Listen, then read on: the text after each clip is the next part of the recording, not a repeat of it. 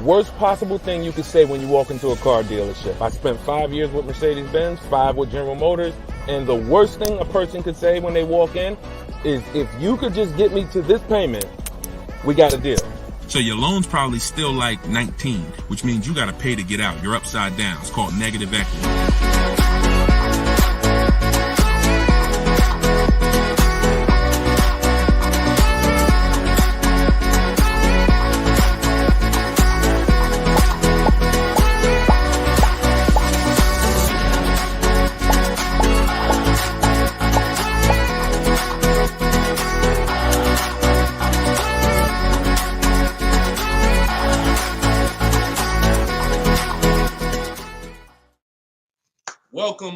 Welcome to episode 4 of Car Shopping Questions and Answers. We are live on 4 platforms: Instagram, YouTube, TikTok, and Facebook.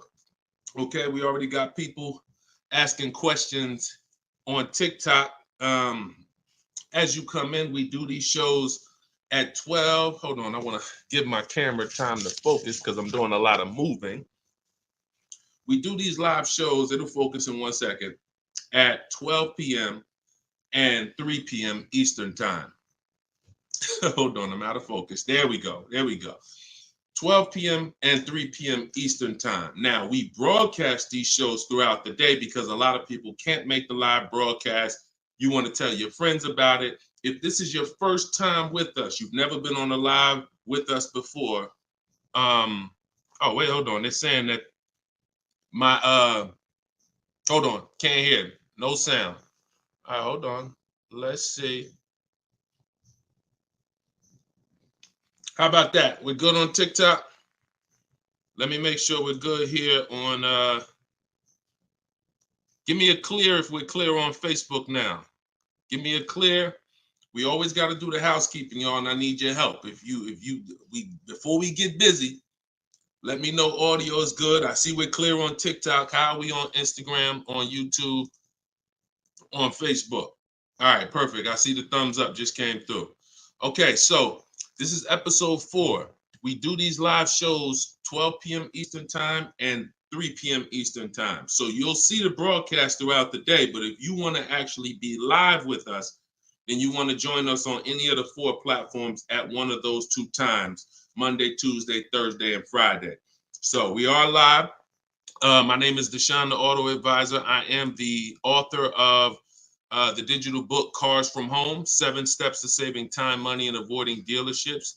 You can get your copy for 75% off during the show over the next 30 minutes in my TikTok bio, in my Instagram bio, or I'm going to put the banner up here. You can go to deshonesbook.com. We have a link in the comment. We have a comment link in the comment section. So I want you to start typing your questions. We get very, very busy. Have your notes ready. Be ready to unlearn what you've learned about cars, because we get below market deals, and that should be your only mission when you are car shopping, is to get below market deals. All right. Now, one thing that I want to discuss. Okay, matter of fact, let's go. Go ahead, throw that up. Let's go to Frankie's question. So this is from TikTok. Can you please give me the percentage breakdown on leases again? Okay. The 1% rule has been around since probably before I ever even got into the car business. The 1% rule says that if your lease payment is 1% of the MSRP, or less, you stole a car. No down payment. So I had a 2018 Jeep Grand Cherokee. It was a $35,000 vehicle. My lease payment was $330 a month. That was under 1%. That's how we indicate that. Now, how we're doing the math is we are taking the MSRP, taking the monthly payment rather, and dividing it into the MSRP.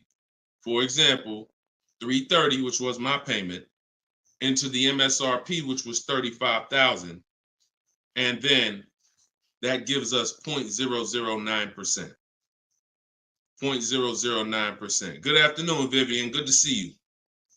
So That's how you do it. Now you can multiply by 100 if you want to really get the percentage. You multiply by 100 and you'll see 0.94%.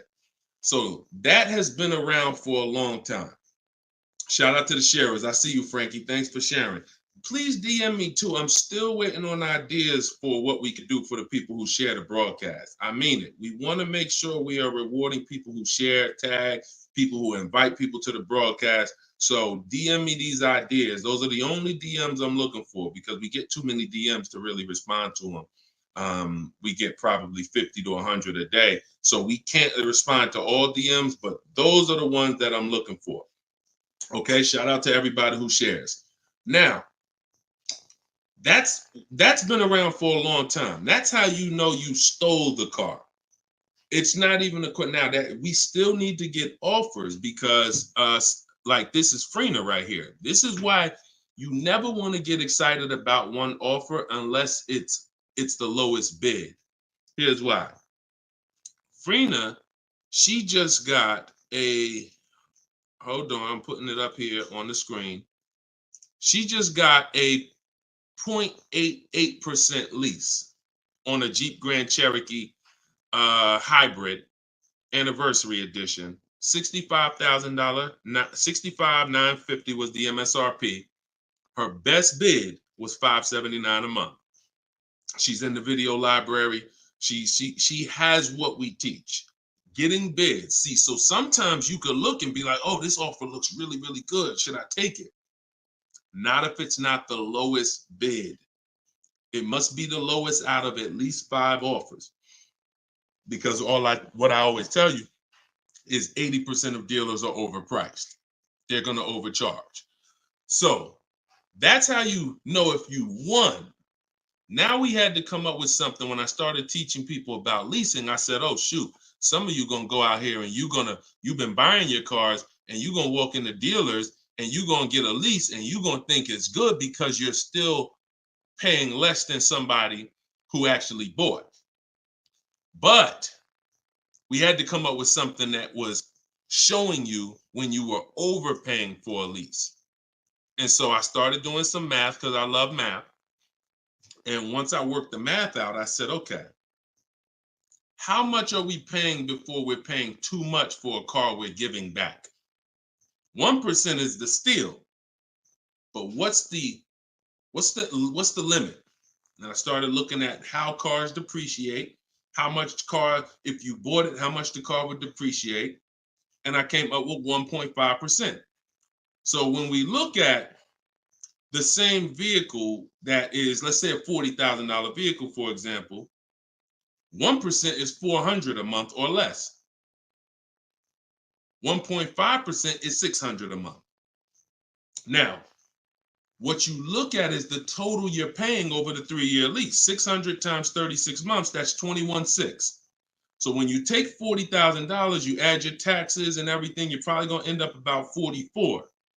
21 is about the threshold where you're still paying less than if you had bought. You're still losing less value, but and you're tying up less money. But at the same time, that's the limit. Above 1.5%, there's no value in this lease anymore.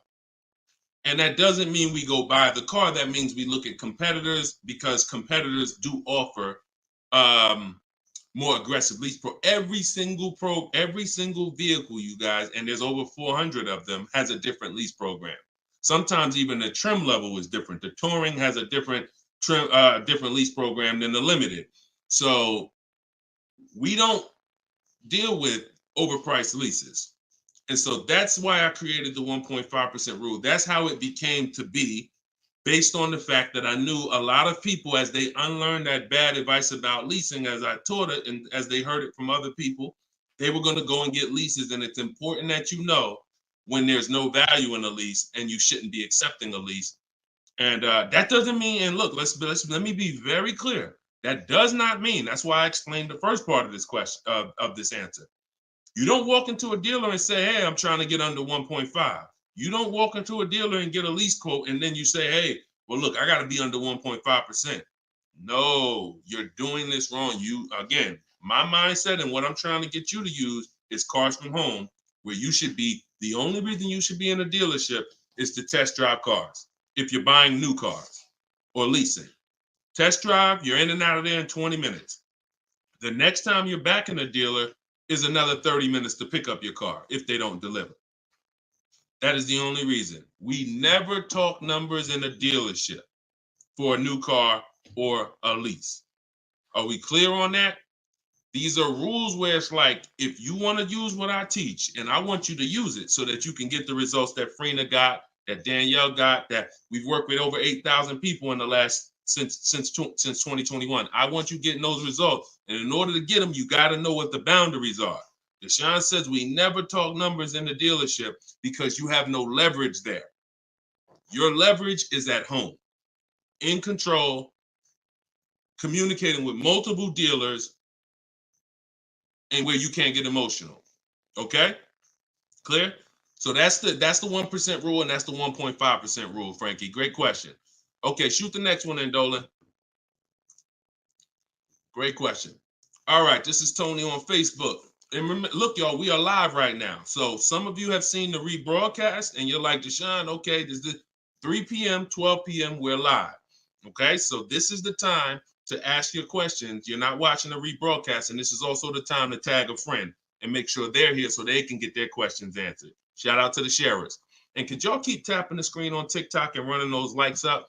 This gets TikTok's attention and gets more people over here because we got to do this together. All right, Tony from Facebook says, hi, my lease is up in a month. I wrote to get 3 quotes from dealers. I only got 1. That's normal. The other 2 are taking their time. That's normal. I have a third-party restriction. Should I wait for the other 2 quotes or just run with the 1 quote? I never run with a 1 quote, and I get 5 quotes. So you're mentioning 3. I never mentioned 3. 80%, again, a lot of what we're talking about, y'all, is math. I'm unfortunate where I have the data. I got probably 5,000-6,000 people who have my book. We probably got close to 2,000 people in the Cars from Home library in my coaching program. That's a lot of data to prove that it's 80% that are overpriced. That's 4 out of 5. So the reason why we must get 5 quotes is because 4 are overpriced. So 3, not enough. Now, if you're doing this manually, this is still easier than you walking into a dealer doing it by phone. But at the same time, I do online. I go to their website. We are connecting with dealers through their website.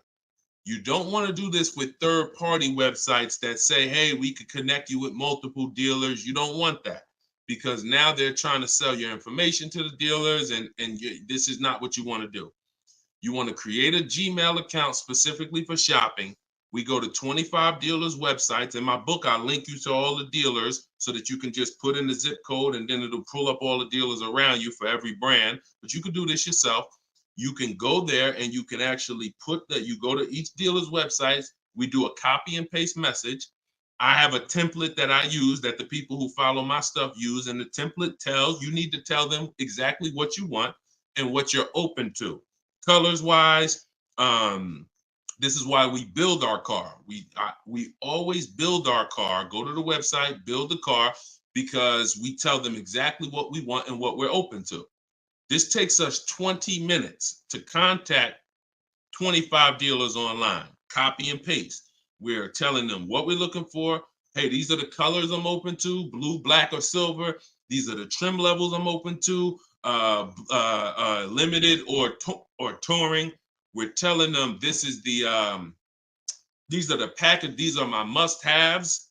I need the big sunroof. All of that has to go in to it's not that you're not car shopping online.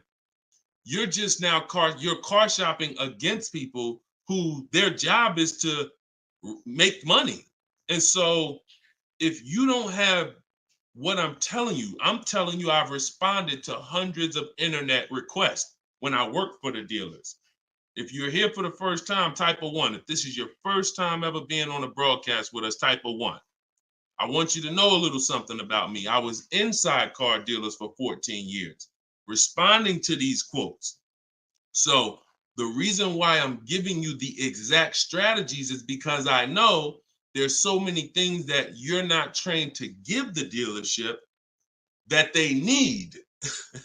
They can't give you a quote without it. They can't shop correctly, without it. Okay, shout out to the first time people. Could everybody type welcome to the first time people? If you've been on here before, type welcome to the first time people. Now, once you give them that information, you're copy and pasting that. Copy, paste, copy, paste, copy, paste. You're doing that with 25 dealers. And then that creates the conversation to see where the dealers are actually coming, where the deals are coming from. But you need to see who has a car first. You need to see who has a car first. So, oh, you're talking about selling the lease. Okay, you're earlier in the process. Understood, Tony. Okay, perfect. No, just talk to another used car manager. And you want to have conversations because one, your car is worth different things to different people. You need at least 3 for that. You're on point. Yes, 3 quotes for your lease buyout. For your old car from 3 different used car managers. And if the 2 are not getting back to you, then just move on to other ones. But be aware, you should be using those values you got online from the online buyers to see if you have equity, because not everyone has equity. The whole purpose of the equity assessment is to make sure you're not leaving any money on the table. That's the purpose. But there's no guarantee. Many people have turned their leases in not knowing that they should have done an equity assessment, and then the dealership sitting on $2,000, $3,000, $4,000, $5,000, $6,000 that they didn't know about. That's what we want to prevent. So if you do those offers and you see you have $3,000, $4,000 in equity, now that's when you bring it here. If you do those offers and you're at a break even or $1,000, then that's not always worth it, because those used car managers are not going to match the highest offer. So be aware of that. But if you have equity there, then 3 used car managers, that's how you make a move. Okay? Fight for your money. This is your money. If you end up making $1,500 out the deal even, and it took you 2 hours, where do you make $750 an hour at? $750 an hour. So this is your money. And if you don't fight for your money, someone else will definitely cash the check. All right? Tyler said, send the next one in. Tyler said, F&I director here in Houston of 2 large stores. Your content is great. I appreciate you, Tyler. This is the 20% right here. See, the 20% can always admit when we're doing something to help the market. The 80% will come on here and be like, oh man, this guy couldn't make it in the car business. Now he's teaching. All right, go ahead. Shoot the next one up, Dolan. This one's from Facebook. What's up, John? Instagram, y'all not typing enough questions. And Instagram, just so you know, the easiest platform to share on is Instagram, because you hit that little arrow, it looks like a paper plane, and it'll let you go down your Instagram friend list and send this broadcast out to probably 10, 15, 20 people. Okay? Don't cheat your friends. All right? Shout out to the sharers. John from Facebook says, is it hard to purchase with a charge-off on credit 3 years old? So everyone who has credit issues should be following Shonda Martin. She's on all the platforms, Road to 750 plus. And you should be working on getting your credit to the point where you can qualify for the best programs. And you don't need an 800 credit score to qualify for the best programs. You usually need close to 680, 690 will usually qualify you for most tier 1 leases. Now there are some cars that have super tier where you tier A1 plus, but that's not most leases. That's not your standard everyday cars that most of us are leasing or buying. So the question is, the answer is, if you don't need a car, then you should be working on your credit. If you need a car, then there's nothing you can do. You need to make a move. And so I recommend a company like Limbuzz. We're always going to give the dealer a chance to match or beat our offer. So whoever we end up buying our car from, some of you have been taught never let the dealer participate. That's costing you money, because the dealer has 7, 10, 12 banks on their end. Now, If they're trying to beat and earn your business, now that's a winning position. See, check this out. When you have a finance manager who's saying this about you, what's the highest interest rate you think they'll pay? What's the highest payment you think they'll pay? That's a bad position to be in. That only happens when you have no leverage, you haven't shopped, you haven't come in with an offer, and now they're trying to see the highest interest rate that you'll pay. We're not doing that. You're doing it our way, which is we're going to have we don't let anyone touch our credit until after we find our car. Now, once we find our car, get our best deal through a bidding system, now we're going to take that purchase agreement, that's a receipt. Yep, I see the questions coming in on Instagram. We got you. Hold on, Atlantis. Once you see the long form receipt, now you take this home, and this is when you're going to contact your bank, your credit union, the online lenders. You're going to go online lenders, online banks, online credit unions. You're going to let all these people have a shot at your business. If you do this within a small window of time, if you do it my way, it only take you 2 days. This is going to weigh on your score the same as one hard inquiry, because this is something called rate shopping. This is not going from dealer to dealer, getting turned down or putting in applications and nothing like that. This is how you rate shop correctly. I call this the bank bidding war. When you get my book, I also send you the bank bidding war blueprint. It's going to be going into my book, but I need about another month to be able to combine it. But I send you the bank bidding war blueprint. Now, the bank bidding war is 3 rounds. First thing we're doing is seeing, is there any special interest rates that the car we're buying has? In your particular case, John, with credit challenges, you're not going to qualify for that. That's okay. But we need to check that. If there's 0%, 0.99%, that eliminates our need to do anything else with financing, because no one else is going to beat that.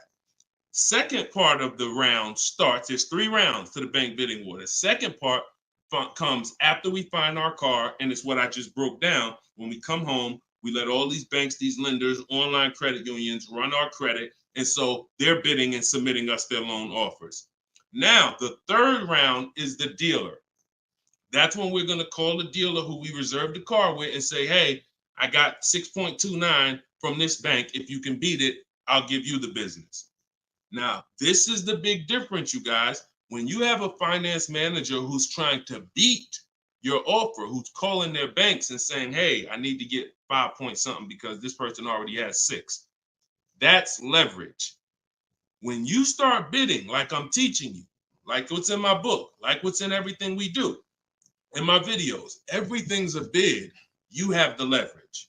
And there's no way for you to overpay when you are getting bids. So that finance manager calls you back, it's only going to be 1 or 2 answers. Hey, Stuart, man, listen, I tried my best, man. I reached out to every bank I got. No, I can't beat that rate, man. I appreciate the opportunity, but you can go with your own financing. In which case, you guarantee you got the best loan. Second thing is, hey, you know what? You had a good rate, man, but I got somebody to beat it. So we can do it right here for you. Perfect. In which case, you guarantee you got the best loan.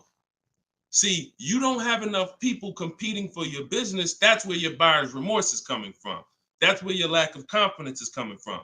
That's why you're driving off from a dealer saying, hey, you think we could have got more money? You think we could have got another $1,000 off? That's all buyer's remorse because you don't have enough people competing. So I want you to stop that. I want you to use what I'm telling you to do. All of this is in my book for those of you who like Deshone. I don't even want to remember all of this. It's all in my book, Cars from Home, 7 Steps to Saving Time, Money, and Avoiding Dealerships. This is what I've been teaching for 3 years. And this is what I've been doing since 2015 myself personally. So you can get your book for 75% off. Cue up the next question, Dolan. Oh, John, in your case, though, when you get that buyer's order, you would be reaching out to Limbuzz. So after you find your best car deal, you would be reaching out to Limbuzz and seeing, what their rates would be for you. And then you would be going with, still giving the dealer the opportunity to see if they can beat it. Because once a dealer knows you got an approval already, they kind of have a little more leverage to be able to see if they can beat that approval. But in any case, even if they can't, Limbuzz is pretty generous. but we don't do this until after we find our car. Okay? Great question. Shoot the next one up, Dolan. All right, this is Gemini from Instagram. Can a dealership legally raise the price from what is being offered online? Listen, nobody's suing dealers. So it's not really about what's going on legally. It's probably more ethics than anything. And we don't expect dealers to be ethical. We don't need dealers to be ethical. They've proven that the majority of them aren't ethical. So when you're not ethical, you walk the fine line between breaking the law and not. You walk that gray area. You know, yeah, I overcharged you. I know you could have paid less, but I know, yeah, whatever. But I know I could have sold you the car for less. But I'm gonna tell you that this is the best. Like, all of this stuff is unethical, but it's legal. So when it comes to what we're doing, our job is to protect ourselves. You can't go into a car dealership expecting them to protect you. You can't go into any business transaction expecting the person you're negotiating against or the person who's selling you a product to protect you. That's why we exist, because there's no one out there. If it hadn't been done, you'd been good. If there were, even if the I think it's the Federal Trade Commission or whoever regulates businesses were stepping in to protect the public, then we wouldn't have a need for what we do. But that doesn't exist. So it's on you. It's buyer beware. It's you protect yourself. And so I provide the tools for everyone who wants to take action to protect themselves. All right? But no, we don't expect dealers to do anything other than what they've been doing. Go ahead, shoot the next question up. Let's roll. All right. Why shouldn't a person focus just on monthly payment, monthly car note? Okay, good question. Hold on. Let me make sure I can see Instagram. All right, so this one's from Instagram. Promise Tammy said, why shouldn't a person focus on just the monthly car note amount? So if we did a little math and you go, all right, if you walk into a dealer and you're looking at a $40,000 car and you say to the dealer, how much does that car cost a month? And they're smart, if they're trained, they're gonna say, well, it's not really about the car payment right now. Do you like the car? And once you say, yeah, I like the car, let's get down to numbers, they're gonna ask you, they're gonna try to figure out what you could afford. Like, what's the most you could afford? Or I can't afford any more than $450 a month. Now, some of you know every $1,000, every $5,000 on the purchase price of a car is how much per month. Some of you know. I know we got a lot of new people on here, but for those of you who've been tapped in with us, how much is every $5,000 on a car loan? So, and the reason why I give you guys this parameter is so when you look at that $40,000 car, thank you, Frankie, got it. You should automatically know every $5,000 is about $100 a month.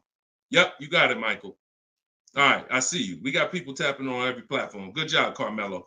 So the reason why, see, those of you who focus on just the car payment, you are some of the people who the 80% of dealers are going to manipulate the most and make the most money on. Because when you come in, if you don't realize that that $40,000 car is in no way close to $450 a month, now you have someone who's going to try to manipulate the loan to make that car $450 a month somehow. Now, it's usually going to end with you having a super long loan. So I've had people come to me years ago, friends that would say, Deshone, what you think about this deal? I say, man, let me look at the paperwork. And I see, man, you know the loan is 96 months? Nah, man, I didn't even know that. Yeah, the loan is 96 months. What is that, 8 years? 84 months is 7 years, 96 months is 8 years. So you're out the door at an 8-year loan. Now, I'm not going to assume you know why that's bad. So I'll say that an 8-year loan leads to too much interest, and it's what it is, because if they got you an 8-year loan, it's certainly at a high interest rate, because banks know that those loans, people who need 8-year loans, are risky. People who need 8-year loan, they got to protect themselves because typically the car may have problems in the long run. When you go down, see the whole point with a shorter loan, 5-6 years. Some people want to be conservative. You take 4 years, but you want that car paid off by the time maintenance comes, by the time repairs start being needed, because cars need repairs every now and then. So you want the car paid off. They know that if we give this person an 8-year loan, typically they're probably gonna have issues around year 7, year 6, even depending on the age of the car. So the length of loan, I teach something called the rule of 72 and the 10th birthday. I will not in any way co-sign anyone getting a loan longer than 72 months, which is 6 years, because we don't have, see, what's the longest loan, a mortgage that any of you would take? Let's keep a real fast dialogue going. All of this is to really answer the question that Tammy's asking, which a lot of other people have. So we need to indicate why this makes a difference. The longest mortgage most of you are going to take is 30 years. Mortgage. There are 40-year mortgages available. There's 50-year mortgages available. No one on here said, yo, I do a 50-year mortgage. Why? Because we already know inherently anything longer than 30, that means we can't afford this house. That means we're looking at the wrong house. So we had to make sure we created boundaries so that you understand, okay, if I got to take a loan longer than 6 years on a car, that's telling me I can't afford the car. So once I get my best price, I should already be able to afford that car with a 6-year loan or less. And I combine that with the 10th birthday. So when you look at your car, you should have your car paid off by the 10th birthday. You're taking a lot of risk if you got a loan on the car past its 10th birthday. A lot of the times I was in a dealership, people came in with problems, big repairs, and they still had car payments.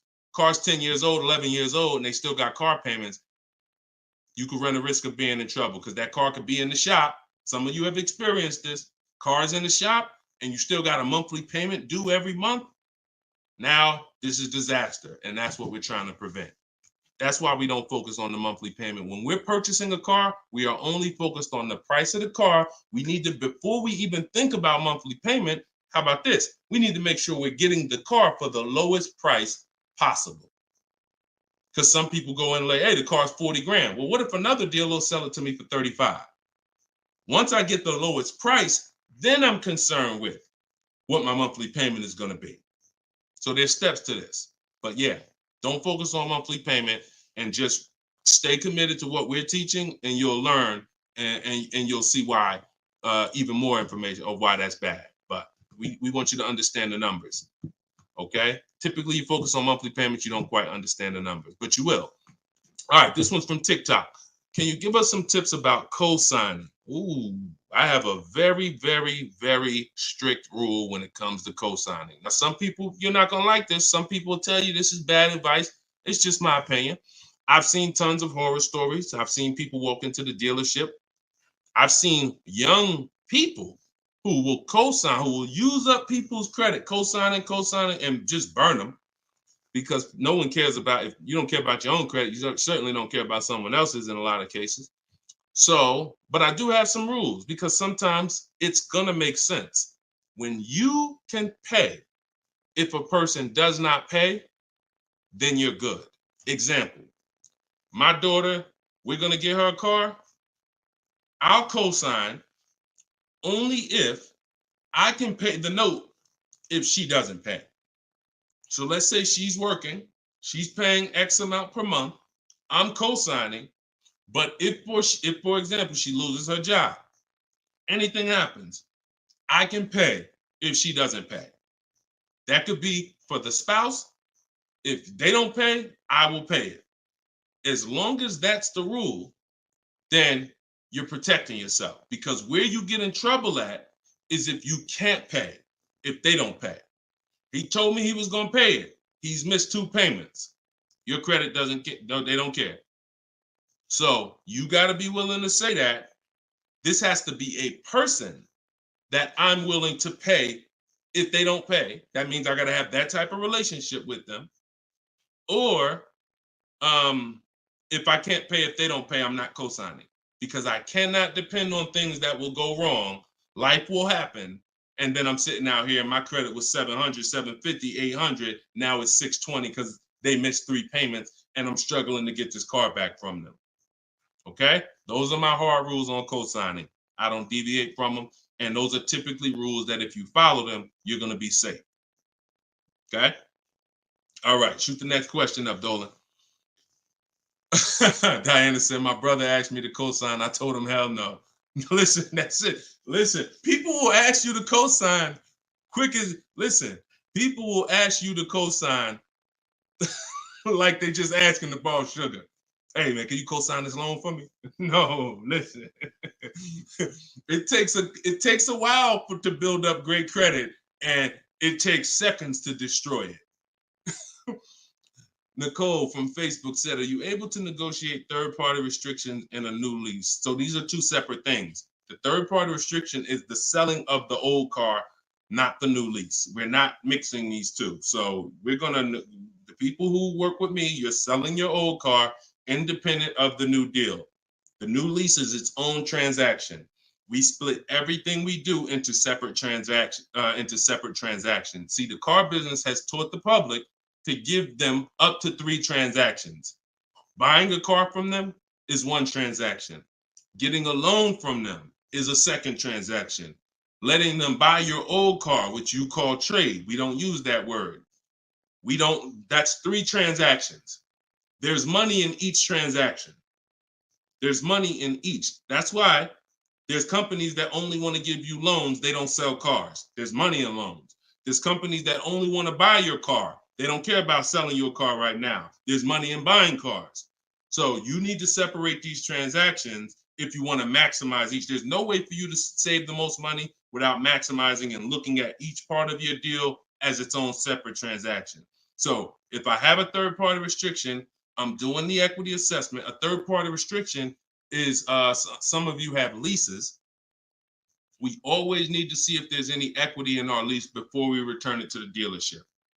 If you have returned your car to a dealership without doing the equity assessment, you don't know how much money you've left on the table. Because if there's $2,000 or $3,000 of equity in your car, the dealer's keeping that, and that's their money. So, or the bank's keeping it when they sell it, that's their money. It's probably the dealer will find a way to buy it, and it's their money. So when we look at an equity assessment, we're going to do it at all times. Now, there's no guarantee we have equity, but we want to guarantee we're not leaving equity on the table. And so a third-party restriction doesn't mean you can't sell a lease. Who didn't know you could sell a lease? Type a question mark.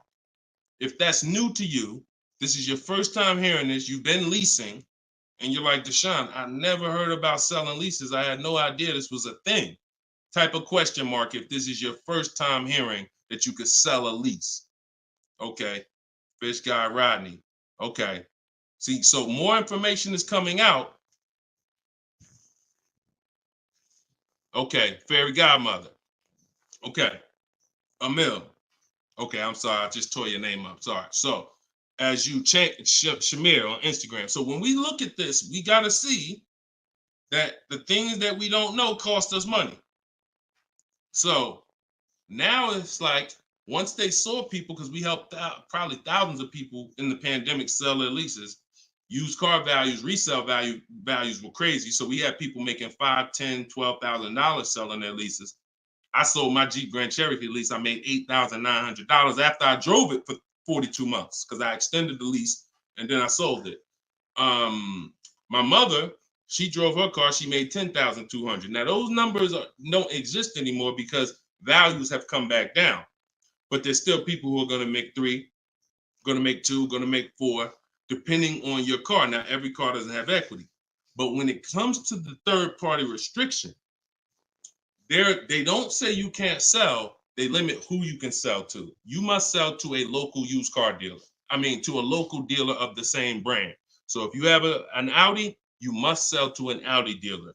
We are still going to get bids. We're going to get at least 3 bids from used car managers at Audi dealers because your car is not worth the same thing to every dealership. Your car may be worth 19 to this dealer, 19.8 to this dealer, 21 to this dealer, which is why we must get bids. Y'all gonna hear me say that word. Your favorite word, if you stick around and you use what I'm teaching, when you start mastering my strategies, your favorite words are gonna be bids, multiple offers, because that's how we save all the money. So okay, so that has to be handled, Nicole, separately. The selling of your car, the who I'm gonna sell that car to, you find that person first. Then you go shop for your replacement car. And then once you go sign that deal, you sell the car, you do it the same day, and you maximize both transactions. Okay? And all of this, guys, shouldn't take you any more than 90 minutes. This is not something that's going to take you hours. See, my whole thing is to show you how to get great deals in 60, 90 minutes from home. That's why my book is called Cars from Home. 7 Steps to Saving Time, Money, and Avoiding Dealerships. You can all get a copy for 75% off for the next 30 minutes. Just go to my TikTok bio. You won't leave the broadcast. Grab your copy before that timer hits 0. The price goes back up to $97. Or you can go to my Instagram bio, or click it if you're on Facebook or YouTube. Go to the comment section and you'll see a link to deshonsbook.com and grab your copy for 75% off before the timer expires. All right, go ahead, Dolan. Shoot the next question out. Should I feel bad if I get 1.3? I'd only feel bad if I got 1.3 and if it was my only offer. If it was my only offer, or if I only got 2 offers, then yes, because I'm going to tell you why. I'm going to show you something. When I look at what I see, hold on. Okay, hold on. We saw Freener. Some of you saw Freener. That's 0.88. That's just ridiculous. 0.88. But look, Charles, he gets a Palisade. He's paying $48,000 vehicle. His best offer was $597 a month, 1.23.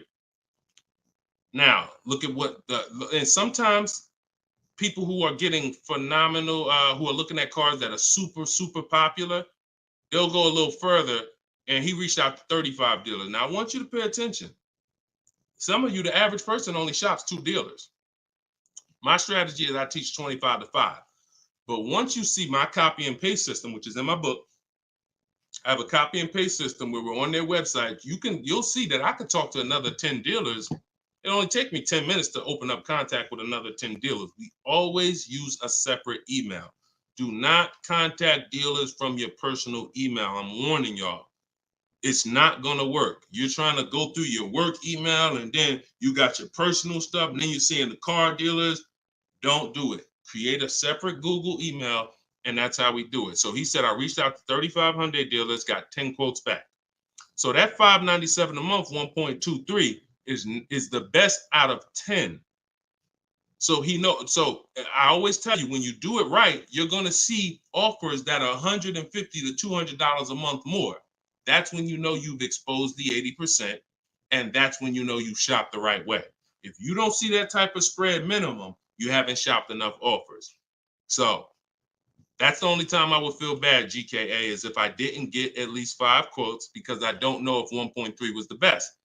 I'm gonna tell you a funny story too, because Freena's in our coaching program, and Freena reached out and she said she was looking at a Jeep Grand Cherokee. Get ready for the next question, but I'm gonna tell y'all, I want to hammer this home so y'all understand the importance of multiple offers and you don't get lazy, because the things I'm telling you might take another 30 minutes, 40 minutes, and they save your family $3,000. You can't put a price on. Well, you can put a price on that. So Freena was shopping for a Jeep Grand Cherokee Limited. She comes to the group and she said, Deshone, this was the best offer on a Jeep Grand Cherokee Limited. It was like 1.2 and change. But she said, the guy that made me this offer said he has this 4XE. It's a hybrid. And he said he could actually do better on that one. She said, what do you think he told me what it would be. It would drop the price here. I said, if you're open to that, then you need to run your quotes again and get 5 more offers on that vehicle, because it may have a better lease program, in which case you need to open it up again. She opened it up again. That's how she got her 0.88% lease. So if she would have just said, well, this guy is getting me 1.1, I'm gonna just take that, then she never would have found a 0.88. multiple offers. That's probably $100 a month difference than what the last offer, $100 a month times 36 months on this lease. You're talking about $3,600. And she did it in minutes. Once y'all learn how to do this, it's minutes. This is not hours. I'm not spending more than 60 minutes on shopping for a car. Now, that doesn't mean I'm not spending time to decide what I want. But once I decide what I want, once you know what you want, 60 to 90 minutes to get the best deal. That's it. All right, shoot the next one up, Dolan. Keep the questions coming, y'all. We are live every day at 3 p.m. Eastern time. Well, not every day. Monday, Tuesday, Wednesday, Thursday, and Friday. Monday, Tuesday, Thursday, and Friday at noon and 3 p.m. So this is our live show. Okay. Throughout the day, though, you may see a broadcast and you'll know, okay, you'll still be able to get value because most of the people who are asking the questions on here are asking the same questions you would have asked. So go ahead, Dolan, shoot it out. This is Raymond from YouTube. How do you structure a lease? So the first thing you want to do is look at the car you're thinking about leasing. And we like to use a 1.25% formula estimate to see if we should be even looking at that car. Okay. So if I'm looking at a car that's $40,000, I'm doing a 1.25% estimate. I'm multiplying it by 0.0125. And then I'm going to see, 40,000. I'm multiplying that by 0.0125, and that comes out to 500. So that's going to tell me if I'm looking to be at 300, that's not the car that I'm going to be looking for in most cases. Now, we don't know if the best deal is going to be 1.25, but we're trying to estimate based on a bad deal is above 1.5. Anything above 1.5, we're overpaying for our lease. No money down. Money down comes later. Now a steal is 1.1%. So I teach something in my book. It's called 1% is the steal. Between 1% and 1.5% is the deal. And then above 1.5% is time to chill. We don't do that. So that's the first thing. Now, once we move past that, now it's time to choose our mileage. So we're going to look at our lifestyle. We're going to see how much we drive to work, how much we're going to be driving the car. And once we come up with that, you're just doing some simple calculations. What's your round trip to work? 10 miles. How many days a week? 5 days. Okay, that's 500 miles a month. That's if you do the math. Let's say your trip to work is 20 miles round trip, and you do that 5 days a week. You're doing 100 miles a week to work. Times 52 weeks of the year, that's 5,200 miles. So I walk you through this in my book, but this is simple. 5,200 miles, and then you say, okay, well, I like to do a little leisure. I like to take a little trip down here. I go fishing, 1,000 miles away, blah, blah, blah, blah. So you're calculating what you're going to do. The easiest way to do it is to look at your old car and see what you've done. But if you don't have an old car, this is how you calculate it. You come up with, all right, I only need about 9,000 miles a year. Perfect.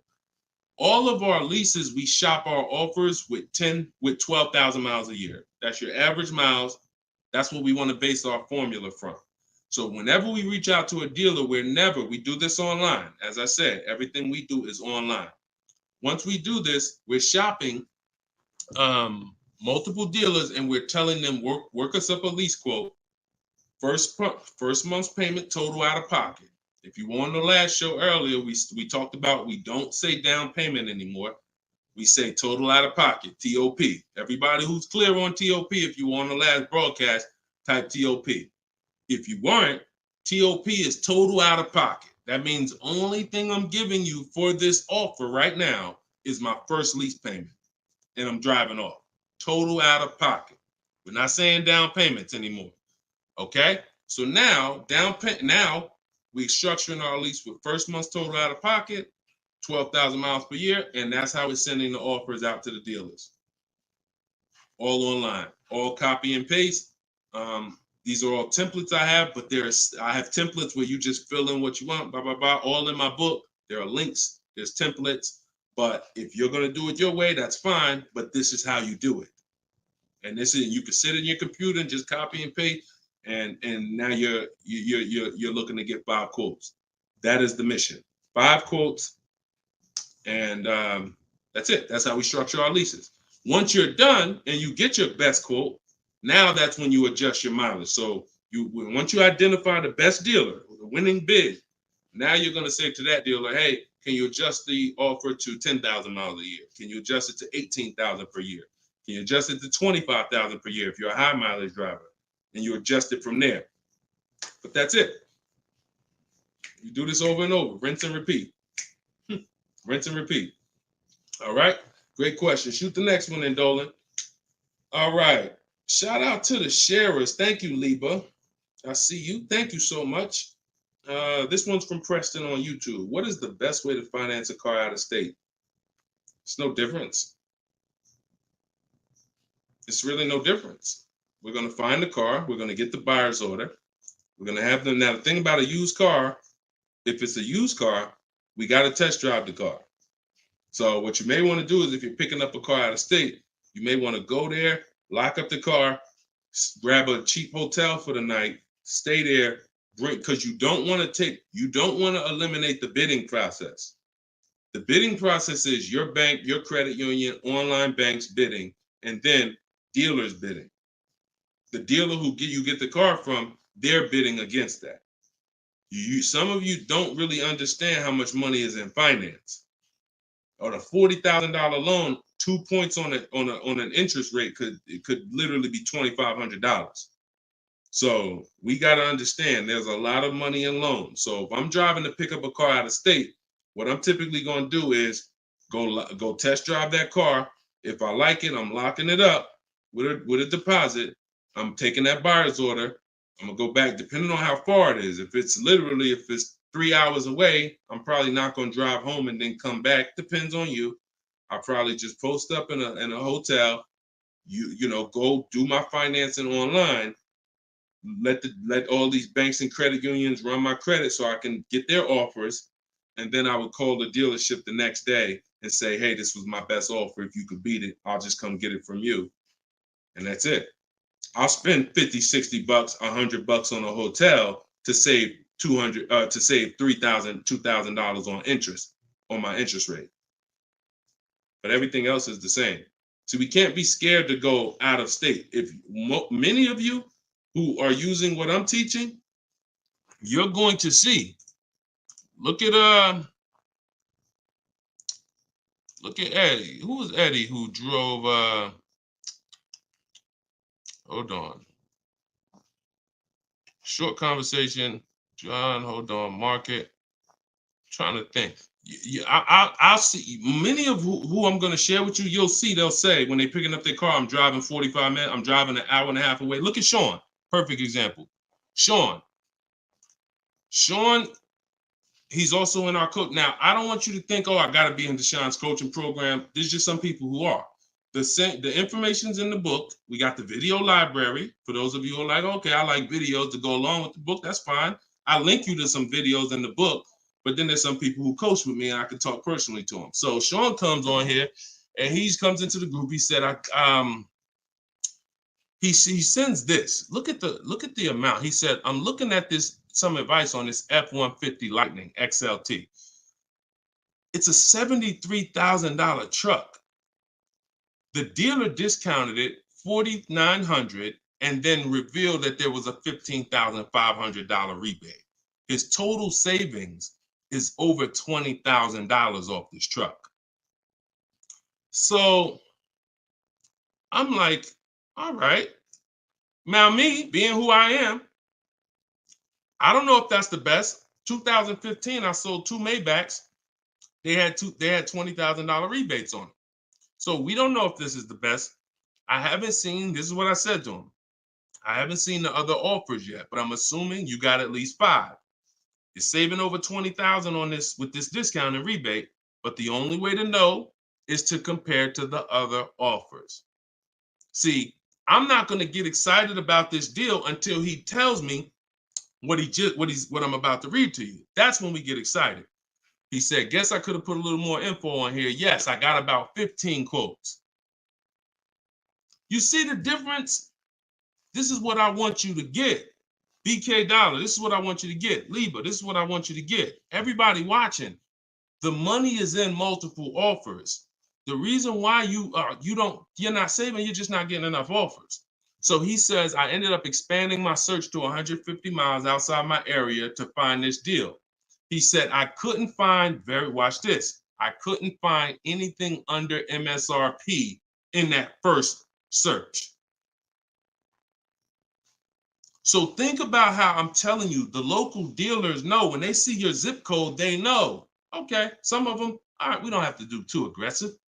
But those dealers that are an hour and a half away, when they see your inquiry, they're like, oh, listen, this is a person we never would have saw before. What is it going to hurt us to blow this truck out? And we take a deal from one of our competitors' markets. We love to see our license plate frame over in their market. That's how we win. So he ends up saving over $20,000, and he doesn't mind driving 150 miles to go get that truck. Why? Because every mile he drives is dollars he's picking up. We clear on that? We clear? If you're clear on the importance of multiple offers, type clear. All right, shoot the next one up, Dolan.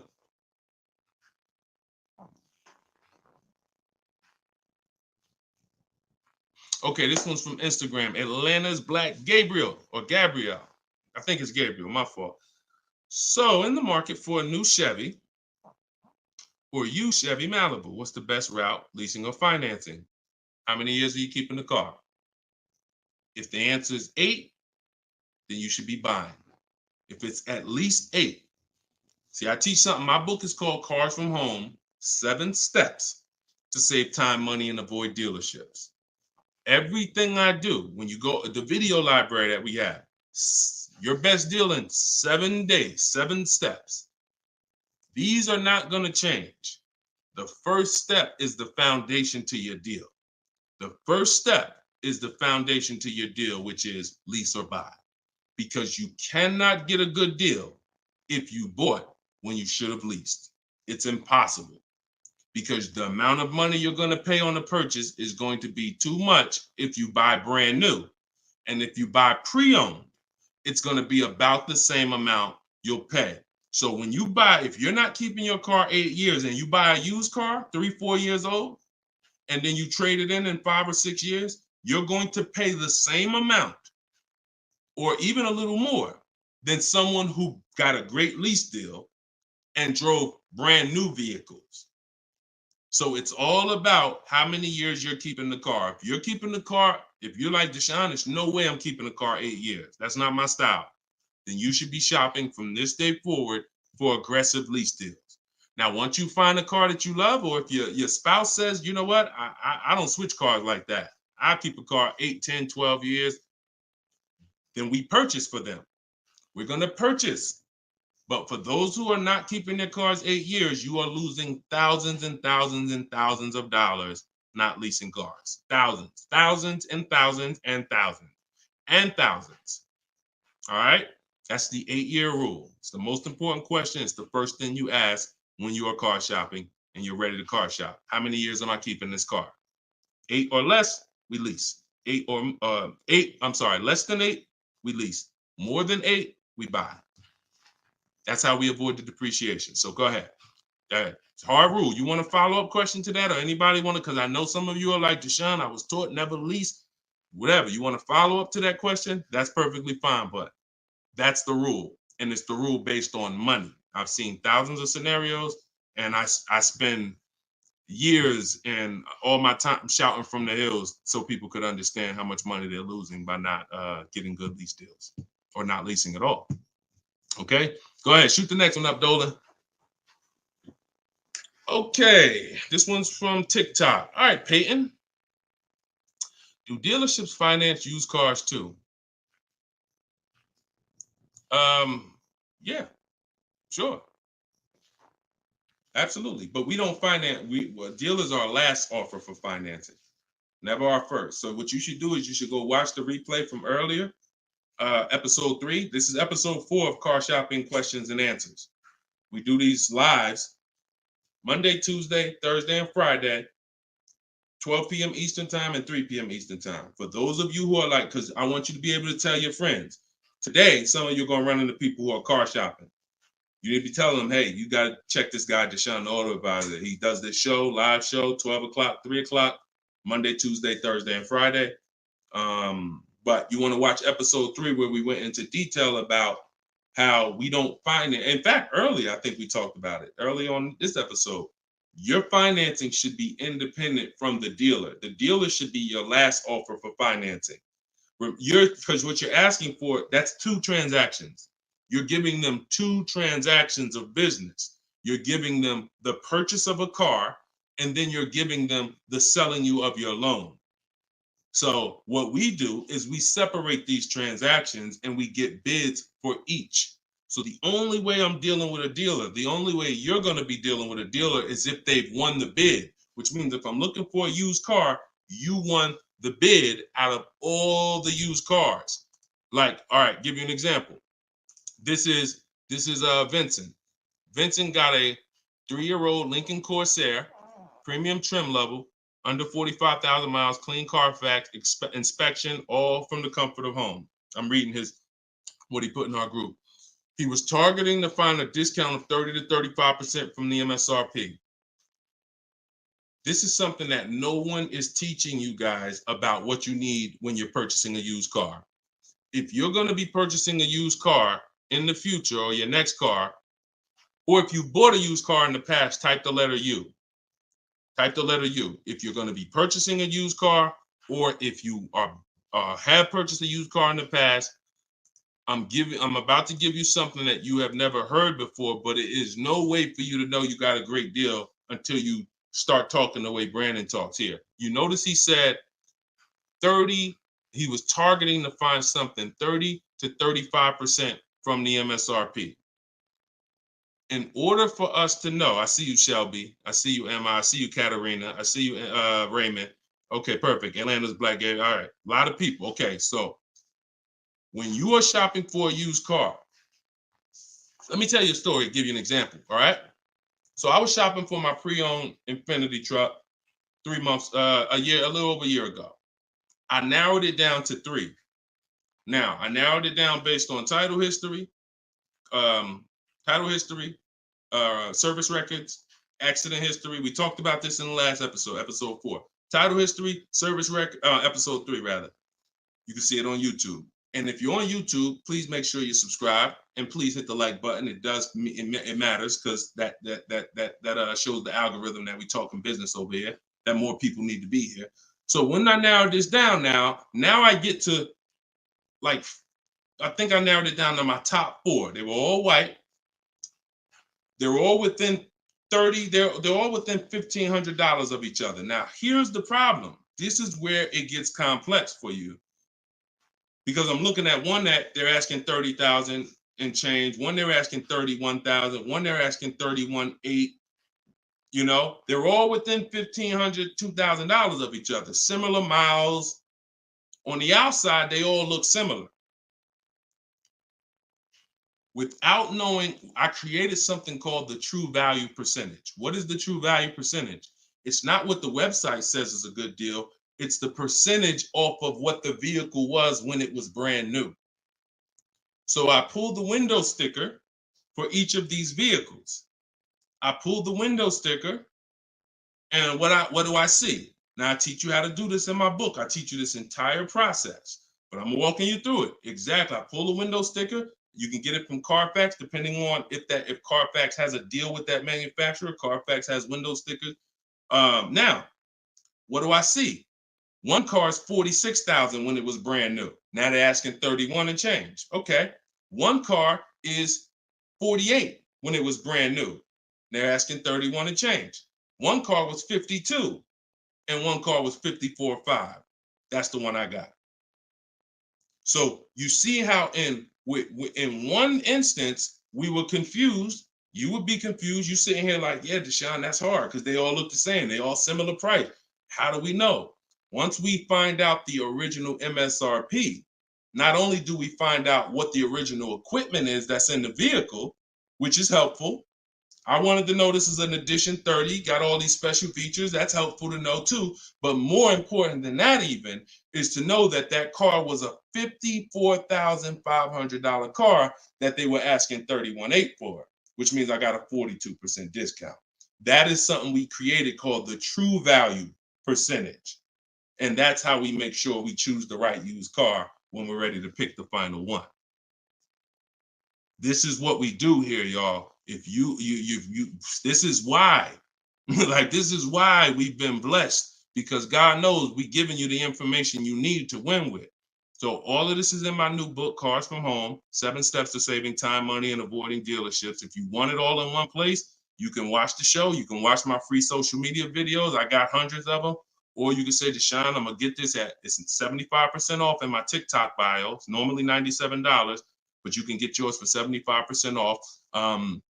And you can get in my Instagram bio, or if you're on Facebook or YouTube, click the comment section and click that button that says Deshone's book and get you 75% off for 30 minutes. After 30 minutes, price goes back to $97. So, all right, but that's the true value percentage. And that these are the things that we never buy a used car ever without looking at the true value percentage. So when you saw what he said when he bought that Lincoln, as he was targeting to get something 30 to 35% off MSRP, and he ended up getting one for 43%.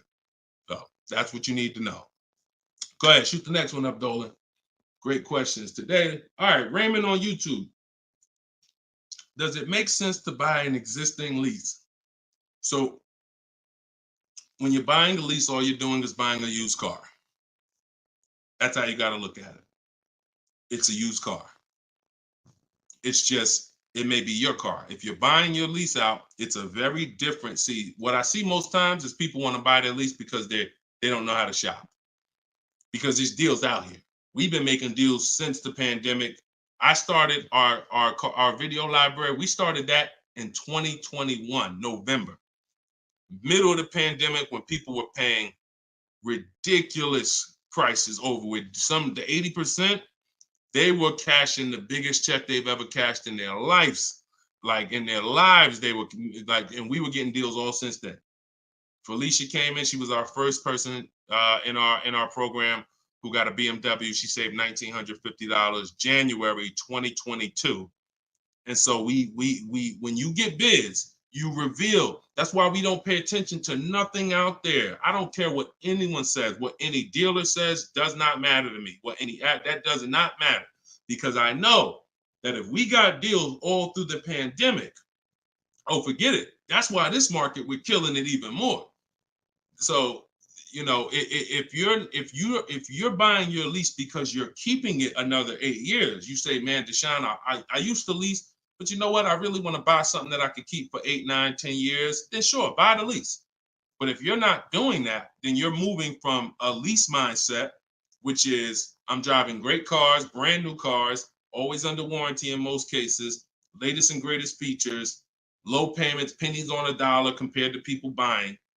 That's a whole value system. That's mindset right there. These are the people who are shopping for a lease. These are the benefits of leasing.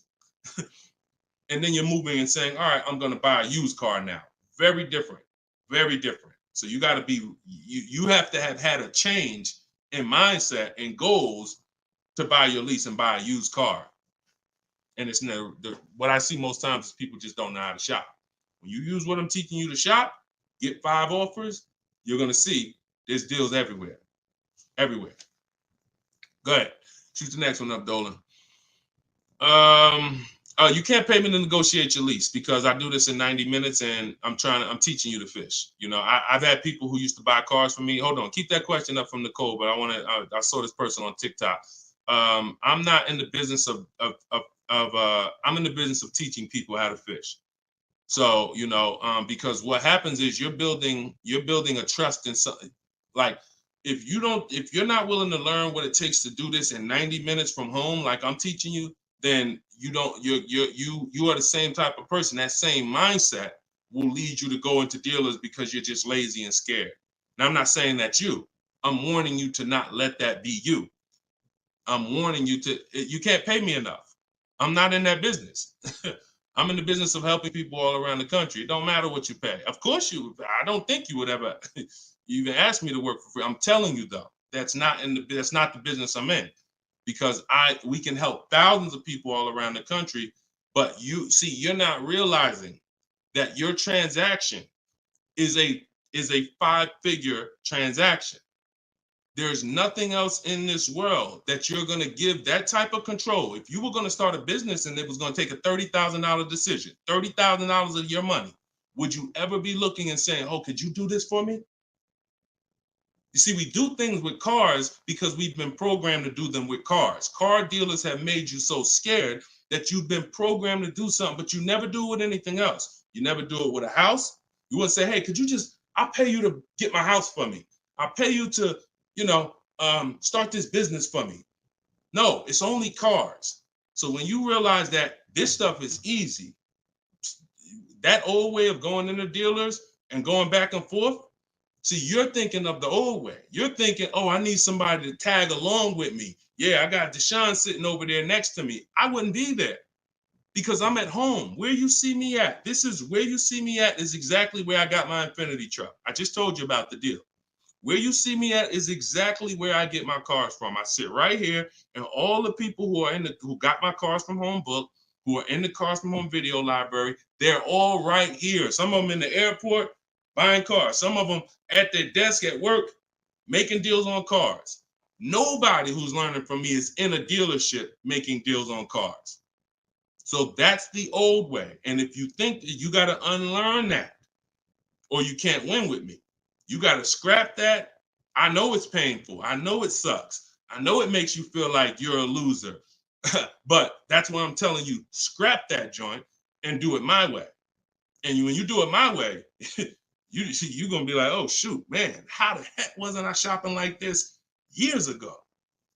All right. So now Nicole on Facebook. Do you shop or negotiate differently for a car that is low in inventory or shortage? No. Now, the only difference is, let's say, and this is the reason why we connect with 25 dealers. See, in my book, I said we use the 25 to 5. We got to connect with 25 dealers. This takes us 20 minutes because we're using a copy and paste system. So if you're going to all of these Chevrolet websites and copy and pasting in their contact box, copy and paste, copy and paste, copy and paste. Now, what you're doing is you're shopping out of all those dealers' inventories. So if you only do this with 4 dealers, then you only see one dealer who has a car. And they're like, oh, well, we it doesn't seem like it's a lot of these cars out here. That's why we're connecting with 25. You saw Sean, he connected with 35. And so when we connect with these dealers, we're not just doing it to get bids. That's one reason. But we also know out of all these 25 dealers, probably 10 of them have a car that matches what I would want. And then I'm going to get 5 to 7 offers. So now let's just say we're at a mid period where the 2024s are sold out and the 2025 hasn't come in yet. Now what's going to happen is all of those dealers out of the 25, maybe 2 of them have a car, and they're going to tell you, you know what, you really need to order it. That's not because it's a low inventory. That's because you're usually in between model years, and the old one has sold out, and the new ones they're waiting for it to come in. But it doesn't change the way we shop. And sometimes we will order. If I'm purchasing, I'm more likely to order because I'll get bids, and then I'll take the car. But if I'm leasing, we're less likely to order because we don't know what the lease program is going to be. See, I could get a dealer that discounts the car for me $3,000. We had a person in our group, and they were getting a new BMW X4, the X4M, like the performance edition. We had a dealer, their best bid, the dealer was taking off $3,000 off MSRP. So, but the lease program is what we didn't know. And once the car came and they put the lease program on it, we saw that it was over 1.5%. So even at that discount, wow, we saved $3,000. Now, if she was purchasing it, that's a win. $3,000 off, beat everybody else. So I don't mind ordering if I'm purchasing. But on a lease, I'm less likely to order because I don't know what the lease program is going to be until the car gets here. Okay, but yeah, that the process doesn't change. It just we have little caveats based on on low inventory. Okay, process is the same. Nothing changes our 7-step process. Nothing. All right, go ahead, Dolan. Shoot the next one up. All right, great questions today. We got Jermaine, Facebook. So how do you transition out of a finance into a lease? Instagram, y'all not asking a lot of questions. All right, hold on. Get blooming chosen one. All right, hold on. All right, Jermaine from Facebook says, how do you transition out of a finance to a lease? All right, perfect. So now what I like about this question, Jermaine, is you've already answered the most important question, which is how many years am I keeping the next car? That's step one in our 7-step system. You've already answered that because you've determined I should be leasing. Now the next step is equity assessment. Equity assessment. Call the bank. You don't have to worry about third-party restrictions or nothing because you're not leasing. I mean, you're not coming out of a lease, rather. So you're going to call your bank, get your payoff. You're going to take 20 minutes, go on CarMax, Driveway, Carvana, Kelly's Blue Book Instant Cash Offer, AutoNation Sell My Car, Car Guru Sell My Car. Get those 6 offers. That's going to tell you if you have equity, break even, or if you have negative equity. That's your next step. Don't do anything else until you do that. Okay? See, we always have to account for our current asset before we start moving forward. What happens if he has $3,000 in equity? That means he has $3,000. He could either apply towards his next deal, or he could put that money in his bank account and, maybe he leases the next car with no money out of pocket. So equity assessment always comes even before we budget, before we plan our mileage, before we do anything. Equity assessment is what we do. All right. All right, shoot that next one up. Shoot that one up from Instagram if you got it, Dolan. It might have took you a minute, but because we got it's comments from everywhere, y'all. No matter. Okay, here we go. For your calculator, why doesn't it negotiate to the lowest offer? My calculator is the best. My calculator is the best thing that exists because it takes all the offers you get. By the way, y'all, what she's talking about. And you got to be specific because I do have multiple calculators that I've created in my book, multiple softwares where you plug in stuff and it spits out so one of the calculators that I have is the counter offer calculator. So we never accept a deal until we send a counter. So what we do is we take the counters. We take all the offers we get, we plug them into my calculator. Whether it's a lease or whether it's several types. One is for leasing, one is for cash purchases and financing. Now, when you're financing, you're always getting your deals with tax and everything included, all in. So what it does is it takes all the offers, you plug them in, and then it spits out which one is the best, and it counters everyone based on the best offer. So let's just say a dealer says, I'm gonna do a 1.1% lease, and then this dealer says 1.2. This dealer says 1.3, 1.5. It's not countering all the high offers based on their high offers. It's countering all the offers based on the lowest offer. Because if the 1.1% lease was presented to us, that means any of the dealer could have did it. So now we're calling out the 80% and letting them know that if this dealer offered me 1.1%, then you all could have done it too. You're just choosing not to do it, in which case that's what the 80% do. So we counter every single one. We even counter the lowest one. And some people in the group will say, Deshone, man, this dealer is the lowest, man. Should I be countering them for another $50 less? I say you must counter. Because you don't know if there's another $10, $50, $20. If you don't counter until a person tells you there's no more room, even if they're the lowest, that's not the best deal. So sometimes you counter the lowest offer, and the lowest offer will be like, listen, man, I gave you my best shot. I got nothing else. We know they're telling the truth because we got 4 or 5 other offers that are much higher than that. Sometimes they'll be like, listen, I can't do that $50. I'll get you another $10. That's the best I got. We know they're telling the truth because all the other offers are a whole lot higher. So that's the way the counter offer calculator works. It's gold. It's gold. So all right, we had an hour and 19 minutes. We try to keep these broadcasts about an hour and 15. Every now and then we go a little over, but listen, y'all, we are live Monday, Tuesday, Thursday, and Friday, 12 p.m. Mark your calendars, 12 p.m. Eastern time, 3 p.m. Eastern time. I'm hoping to, in the next couple of days, have a link in my bios so that people will be able to actually go to our calendar, put a reminder, but you know it. 12 p.m. Eastern time, 3 p.m. Eastern time, Monday, Tuesday, Thursday, and Friday. And this whole broadcast is sponsored by, if you just jumped on, I'm the creator, I'm the author of the book, the digital book, Cars from Home, 7 Steps to Saving Time, Money, and Avoiding Dealerships. You can get it for 75% off. It's normally $97, but as long as you get there before the timer hits 0, you can get it for $24 in my TikTok bio, in my Instagram bio, or you could go to deshonesbook.com in the comment section on YouTube or Facebook, get your copy for 75% off. I'm also the creator of the Cars from Home video library, and I've coached over probably 1,500 people now since 2021. So we've been doing this. Everything I'm teaching you is proven. And I'm going to tell you, just like I tell my coaching students, when you get my book, see, I don't do questions and answers for my book, y'all. See, there's people who DM me. First of all, I don't even see DMs. The reason why I can't do question and answers because there's no other author that does it. So I make myself available probably more than anybody. But when you buy the book, trust the process. If you don't see me say do it, don't do it. Do everything I say do. I tell everybody, even if they're in my coaching programs, you must trust the process that I'm giving you, and you got to unlearn your old process. Don't even think about your old process. Use my process, and I'll lead you to where you want to be at. Guaranteed. All right, so get your copy. I will see y'all all on the next broadcast. Tell your friends. Welcome to the new followers. Welcome to the new subscribers on YouTube. I appreciate y'all. We'll be back for episode 5. God bless you.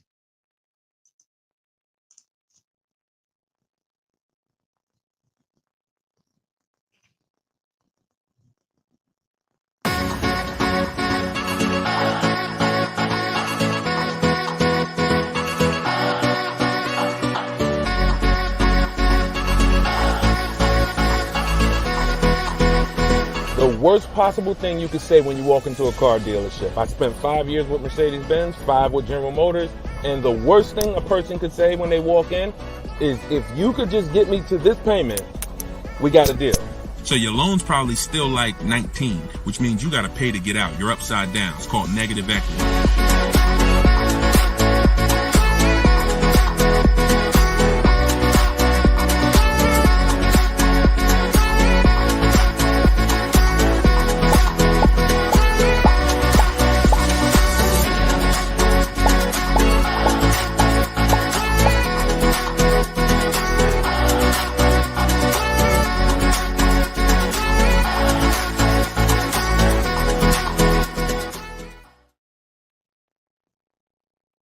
What's going on? What's going on? Welcome everybody to Wednesday, 12 noon car shopping Q&A. This is episode 5. We do these live shows 12 p.m. We're not going to usually be doing Wednesday, but I said, you know what? Let's throw in a special 12 p.m. Wednesday. So we are actually live. I know some of you may watch the broadcast because we do rebroadcast these lives, but this is actually live, and we're going to be taking questions right now. So as you come in, if you could hit the share button and tag a friend. I'm just getting us up on TikTok right now. I got to make sure I keep people out who are under 18. So come on in. I'm going to share this. If you don't know me, if this is your first time seeing a show with me, type the number 1. Type the number 1 if this is your first time. Welcome back to people who have been here with us in the past or on previous shows. My name is Deshone the Auto Advisor. I spent 14 years in the car business, 5 years with Mercedes, 5 years with General Motors. And now what I do is I show people who want to learn how to car shop from home and how to save more money from home than they're ever going to save in a dealership.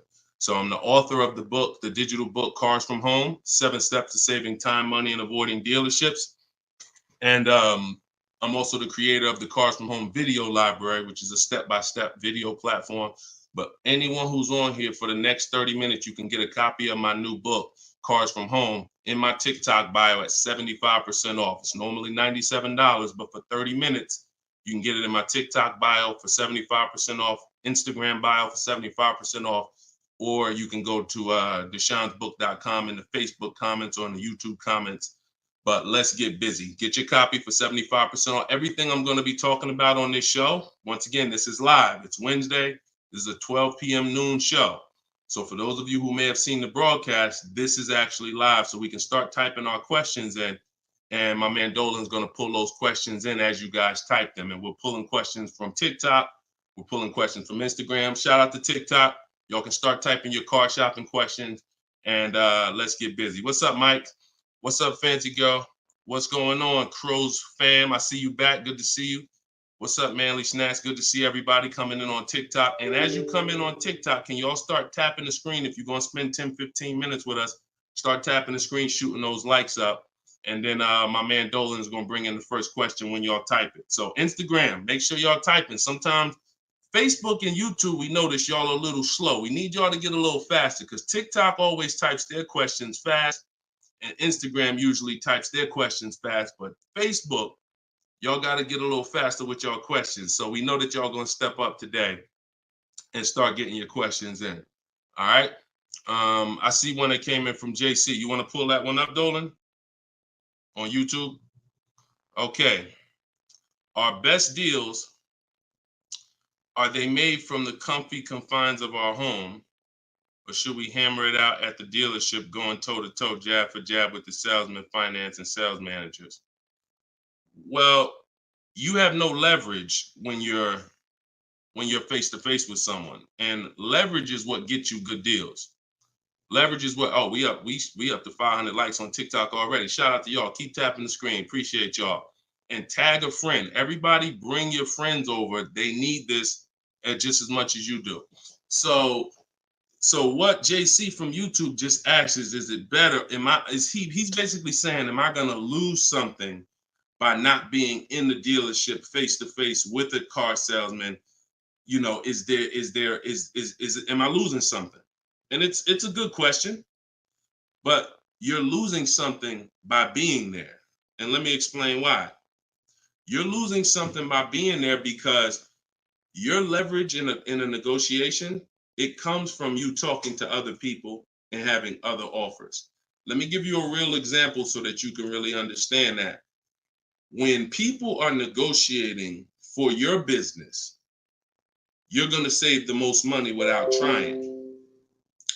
You go into the supermarket. Do you have to try to find the best deal on laundry detergent?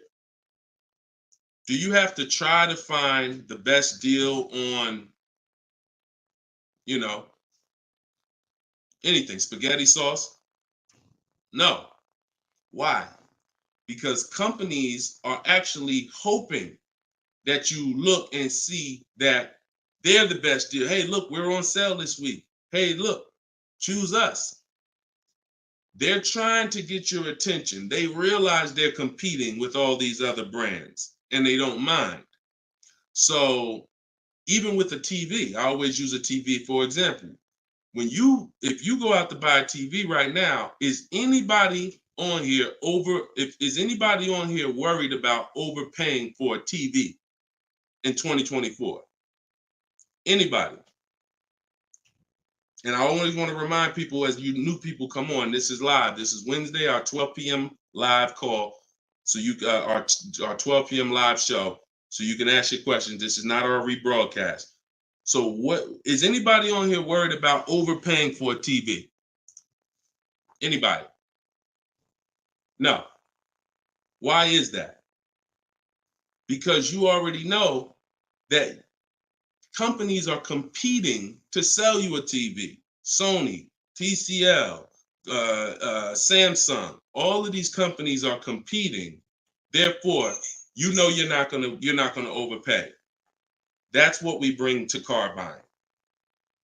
In a nutshell, y'all, if I can wrap up what I'm trying to show you with Cars from Home, the reason why my brand is called Cars from Home, my book is called Cars from Home, my library is called Cars. The reason is because it's a mindset.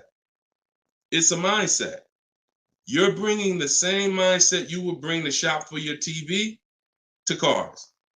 And you don't overpay. You don't have anybody on here worried about having buyer's remorse for the TV. Look, Fancy Girl, Kiki, no.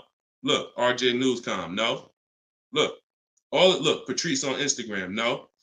So no one on here is worried about overpaying for any of these items that years ago, we used to be worried about overpaying for TVs, but not anymore. So when you start staying at home and getting multiple offers and kill your programming that the car business has programmed you into thinking that you need to go in, then you're going to see how much money you save quicker. Okay? Who's not a good negotiator? As you come on, I want y'all to answer this question. Who's not a good negotiator? I see you, Yayo. I see you. Okay, I see you, Fun Times. Welcome, Tone Bud. Who's not a good negotiator? Just type me if you're just, Deshone, it's not my thing. I'm not really, look, Crow's fan. No, I'm not. What's up, Tom? Julia? So all of these, look, John C on Facebook. No. William on TikTok. No. All of these people are not yet. Danny on Instagram. So what I want to tell y'all is you no longer have to think you need to be a good negotiator to win with buying cars. You're going to start making people negotiate with each other. And that's multiple offers. So if you're buying your next car and it's a new car, you're going to get at least 5 offers from 5 different dealers. And if you're leasing your new car, you're going to get at least 5 offers from 5 different dealers while you're at home.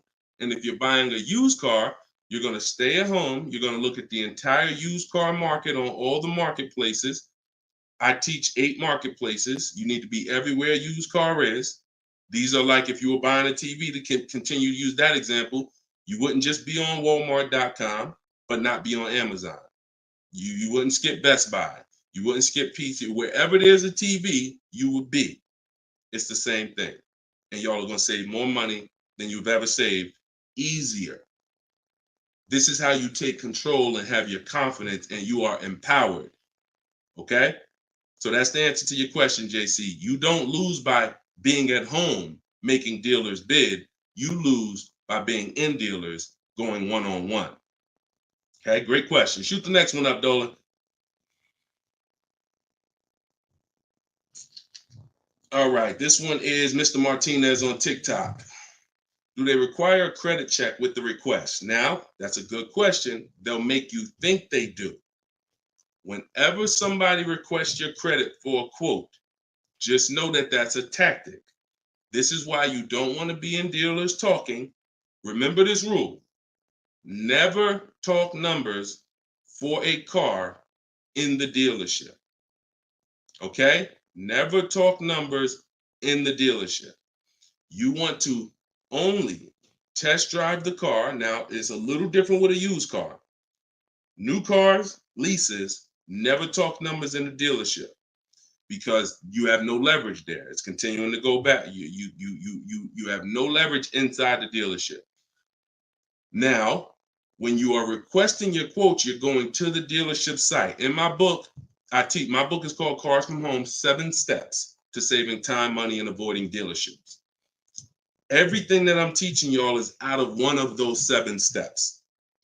Now, when you get to the point where you're getting offers, we're not using third-party websites because dealers pay for those leads. We don't want dealers paying any extra money to a company to get in touch with us.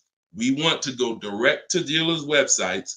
This takes 20 minutes. If you do it my way, you're going to the dealer's website. In my book, I have a link to the dealers, each brand. You put your zip code in and it'll pull up all the dealers. Now, as you go to these dealers' websites, you're doing a copy and paste. Copy and paste. And now, what are we saying in that first message?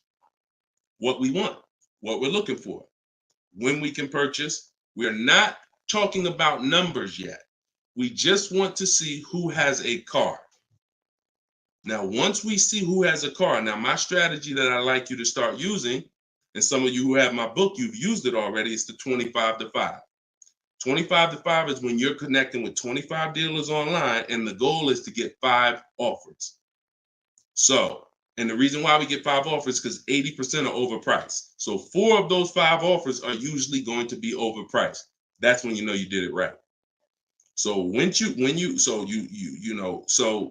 when we're getting our quote request, one dealer might say, oh, I can't do it without credit. One of the things we say when we're requesting quotes for a lease is assume tier 1. Now, for those of you who are purchasing, not leasing, you're going to request quotes all in, taxes, fees, everything in. Now, there are people who are going to try to knock you off your game. Some of you know, if you have my book, I have scripts for everything they're going to say, because I used to have to use these templates. You're going to hear stuff like, oh, we need you. When can we get on the phone? Can we just have a quick phone call? My script for that is, I'm going to be handling my whole process from home. I'm only going to be talking to the person who actually makes the best offer. And then you always end with a question. So you will always ask. You never want to end your communication online just end with a statement, because they're trying to get you on their agenda. You're trying to keep them on our agenda, which is, you're either going to let me know what car you have. Do you have a car that matches what I want? Second, once I confirm you have a car that matches what I want, can you give me an offer for it? That's what we want. And everything we do is to stay on that agenda. Does that make sense? When you're leasing and you're buying new cars, you have to have an agenda, because, again, I'm trying to teach you, I want you shopping with strategy. I've been doing this, helping people since 2021. We've helped over 8,000 people, probably 6,000 with my book, another 2,000 with our video program. So this, we know, works. I'm not telling you something that I'm hoping works for you. You just have to do it. But what you're going to have to do is stick to the agenda and realize that my only two purposes is to find out, does a dealer have a car that matches what I want? And can you make me an offer on it? That's it. And now I have scripts in my book that do that. For all of you who just came on, this whole show is sponsored by my new book, Cars from Home. And you can get your copy for 75% off. It's normally $97. It's a digital book, because I need to update it as things change in the market. And if you got a print book, if I printed a book and now I mailed you a book, now you got the book and it works now, but when you go to use it a year from now, some things may change, some websites may change and whatnot. Now you got to buy another book. So this book is a one-time, you get upgrades as I upgrade it, and I probably updated it at least 4 times since I launched it. So get your copy for 75% off in my TikTok bio, but you only got 30 minutes. Once 30 minutes passes, it goes back up to $97, which is still a great price, by the way, because you're going to save thousands of dollars using it in my Instagram bio and my TikTok bio. So you're never getting to the point, Mr. Martinez, where you are giving a person an opportunity to run your credit, because everything you're doing is at home requesting information. So as long as you get into the business of being at home, writing and requesting prices and seeing which dealer is going to offer you the car for the best price, you're never going to be in a position where you need to be giving your credit, because there's no reason. And if you give your credit, you really fell for the game, because now they locked you into them, which is the goal. So no reason for everybody, no reason to give credit to give somebody our credit to get an offer. All right, go ahead, Dolan. Next one. Type your questions. I see a lot coming in from Instagram. I'm in the dealership right now. Vital on Instagram. Keep that up. Keep that up, Dolan. Vital just said I'm in the dealer right now. Now, if you're there negotiating, then you're never going to get the best deal. You're never going to get the best deal. Understand, y'all, I'm not playing games. For those of you who don't understand what we really do here, like, this is Greg right here. Greg used our strategies. He got a $56,000 Kia EV6 win. He got it for $527 a month on his lease, no money down. That's through bids. That's not through negotiations. Danielle's lease, $44,000 Audi A3. She got it for $550 a month, no money down. You know, this is on a purchase here. Sean bought, and some of you may have these cars and look at your payments and you're going to say, Dad, Deshone, I got that same car, man, and I ain't get that price. That's why I'm trying to tell you to listen. And like, we're not regular here. And sometimes I think, like, I'm not the public. I could be in the car business making $200,000-$300,000 a year if I wanted to. This is not God's plan for me. I'm trying to give you the game, but you got to understand who I am. This ship has sailed. We've been doing this for thousands of people since 2021. If you just now here and you just finding me and you haven't used my stuff yet, like, you missed it, but understand, don't keep missing it. This Sean, he got this F-150 Lightning XLT $73,000 truck, brand new truck. He saved over $20,000 getting bids my way. And the people who learn from me, they're never going back to the old way. They're never going back to negotiating and dealing. It only take one time for you to use what I'm telling you and see how quick you buy cars and see how much money you save to realize, oh shoot, I'm never going back to that old way of car shopping again. All right. So if you want to do it, you need to leave that dealership. Unless you're just there to test drive, that's different. So Instagram. Considering leasing a car, but feels like it will keep me constantly having a car payment if I choose to keep leasing at the end. Could you please explain the strategy to leasing versus financing? Absolutely. So when you're leasing, so this is a great question. Somebody said, look, if I lease, I'm going to always have a car payment. That's absolutely true. And so there's two totally different ends of the spectrum, y'all, when we look at how we acquire cars and get the best deals on them. One is a lease. My goal is to drive a new car, always under warranty in most cases, except if I'm a high mileage driver. I'm paying pennies on the dollar compared to somebody purchasing like that same car that Greg got. He's paying $527 a month. That same vehicle would be, it's a $56,000 car. That same vehicle will be $1,000 a month on the car note, at least on a 6-year car note. So I'm paying pennies on the dollar. I just had somebody today, he's going to pick up a brand new Kia Telluride.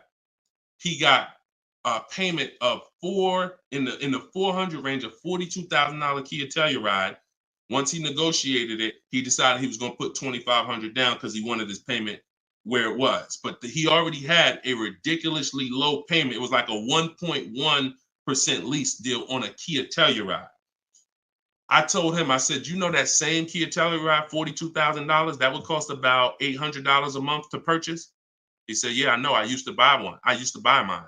He actually had one. It got totaled. So he knows how much he was putting into that vehicle before he actually figured out he's not an 8-year person. So if you're not keeping your cars 8 years, you should be shopping for aggressive lease deals because it's pennies on the dollar.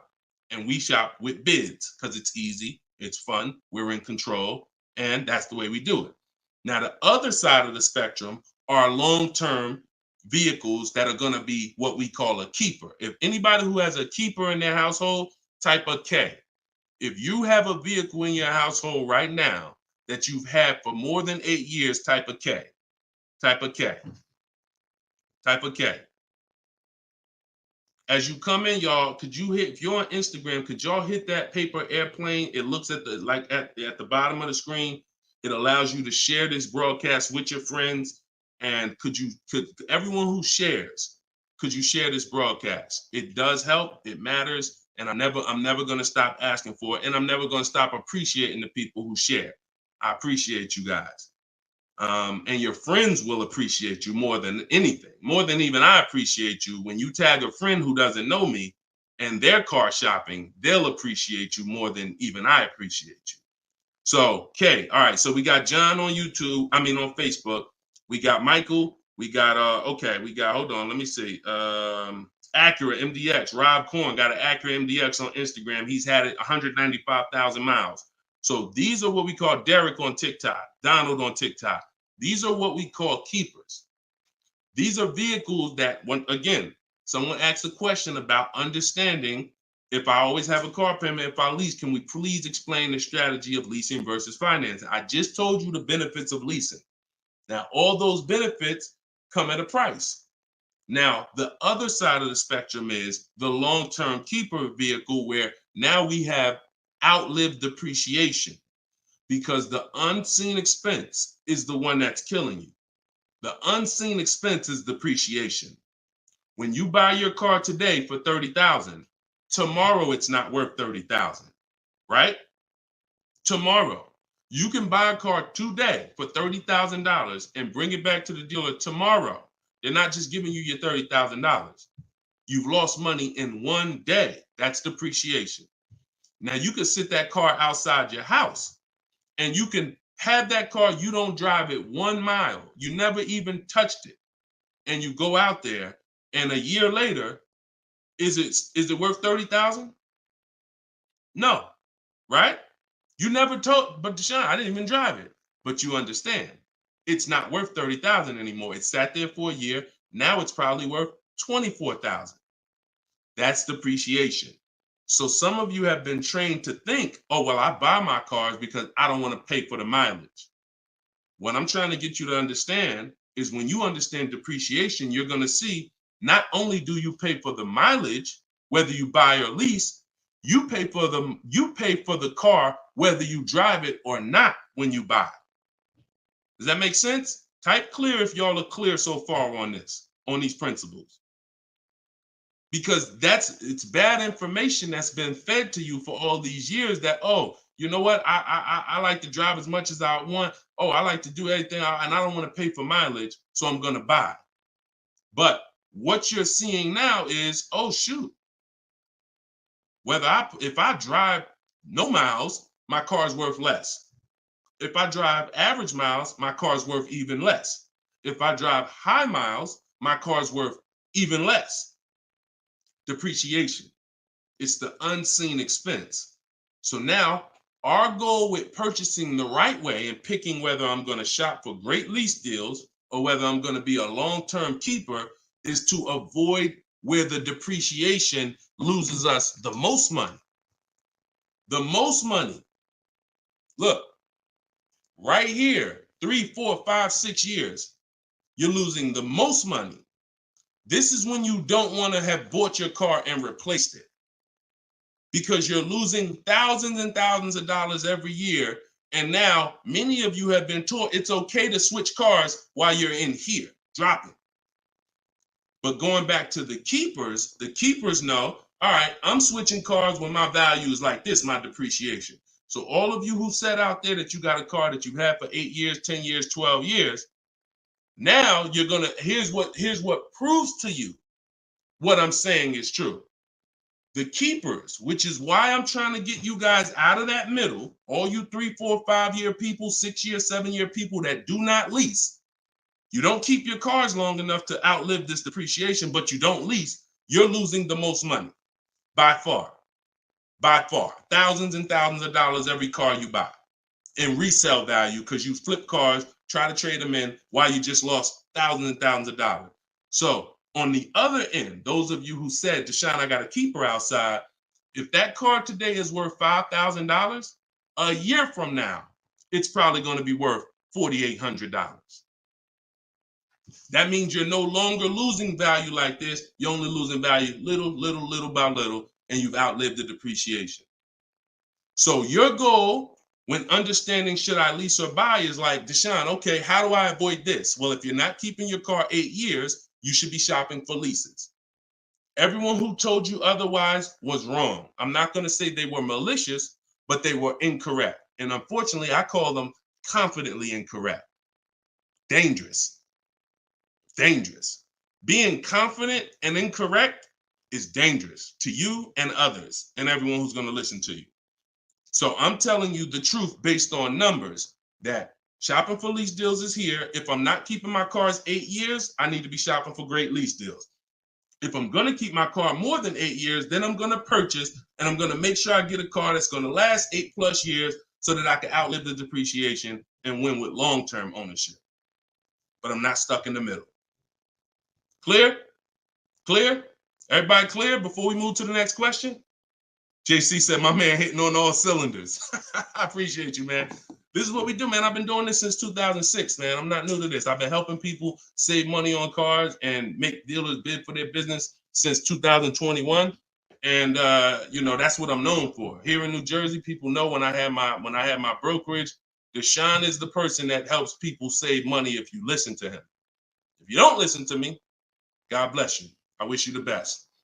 All right, so for all of you, cue the next question up, y'all. For all of you who just jumped on, this whole show is sponsored by my new book. Everything I teach is out of my new book. It's called Cars from Home, 7 Steps to Saving Time, Money, and Avoiding Dealerships.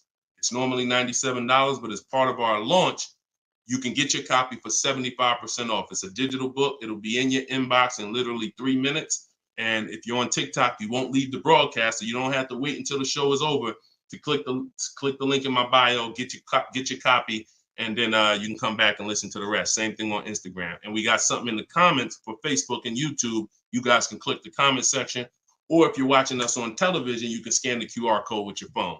All right, let's go, Dolan. Shoot that next one up, brother. Let's keep these questions coming, y'all. Keep typing them. And again, we're live right now, Wednesday. This is our Wednesday 12 p.m. live stream. I want to make sure I keep saying that because we broadcast these shows all day long so that some of you could tell your friends if they missed the live show, they can still see the broadcast. But right now, it's Wednesday, and this is our 12 p.m. live. So ask your questions. This ain't a rebroadcast. JC said, could you please share with us your insights on how to best eliminate dealer add-ons, addendum lists from the deal? Example, windows etching, low jack, nitro in the tires, Scotch guard. Okay, you name it, whatever. I always say this, and I have a video that has done well. It's been seen by several people, and it says we don't negotiate with dealers with fake fees. You can see what I need you to know is 80% of dealers are overpriced. 20% are trying to beat their competition and they don't mind competing. These are the best people in the world. These are the people you want to find and buy from. But there's 17,000 new car dealers in this country. There's 100,000 used car dealers in this country. Somebody tell Isaac on TikTok that we just answered that question. So if there's 17 million new car dealers in this country, 17,000 new car dealers in this country, and 100,000 new car dealers, used car dealers, and 80% are overcharging, then you need a strategy to find the 20%. That's another reason why you cannot walk into a dealer and think you're going to get your best deal, because you don't know. You have a much higher chance of finding an 80% than you do a 20%. Does that make sense? It's more than likely when you walk into a dealer and you request a quote or you request an info, even the dealer that you've been buying from, they're going to say, it's more than likely you're dealing with an 80% dealer just based on the sheer numbers. It's not 50-50. And like I said, I've worked with 8,000 people since 2021. We have the data to show this is not 20% is who you're looking for. That's who we're looking for. So what we do is we need to sort for them. We're not looking to walk in. We're looking to stay at home and sort for them. The 80% are going to do what the 80% do. To answer your question, JC, I'm not interested in getting an 80% dealer to take off their fees because that's not what they do. Thanks, Carter's dad. That's not what they do. They charge fees. People pay fees. People who walk into them and buy the old-fashioned way. Your friends. Some of my friends who don't know me, most of my friends know me though now. So, pretty much everyone that knows me in real life uses what I teach. But some of your friends, pretty much any of your friends that ain't doing what we teach, they're out there walking into dealers. And the 80% are going to do what the 80% do as long as people keep paying it. As long as people, all right, man, well, look, you're going to have to take some of that off. It's made up to begin with. So how do I win if you're taking off $2,000 of fees you made up and then I think I won? How's that a win? So the tactic is the worst kind of people are going to start so high. It's called padding the deal. So when you walk into the dealership, I'm padding the deal if I'm the worst kind of person. If I'm somebody who I bounce from dealer to dealer, I make a lot of money, but my customer service scores are low, but I make a lot of money, so I always have a job. Now what I'm going to do is you're going to sit down, and I'm going to say, all right, which car are you looking for? Which car are you looking for, Diana? All right, Miss Roberts. All right, here's what we're going to do. Okay, so it's going to be working out about $650 a month. All right. Shoot, that seems kind of high. Here's the problem when you're in a dealer. You don't even know if $650 was the right starting point. Maybe the real starting point was supposed to be $550. But I'm going to start you at $650 because I know psychologically you need to think you won. See, pay attention to this. Pay attention to what I'm telling you. Selling you a car, the way the car business has programmed you, it's not about you winning. It's about making you think you won. It's a psychological game that car salespeople are trained heavily for. So when you come in and I tell you it's 650, or when you look at that car and you see it and you're like, the window sticker says 42, but when we sit down and I say, okay, we got this fee and we got that. All right, so asking price is 45,700. And you're like, wait, but the window sticker says 42. But yeah, these are the add-ons that we have.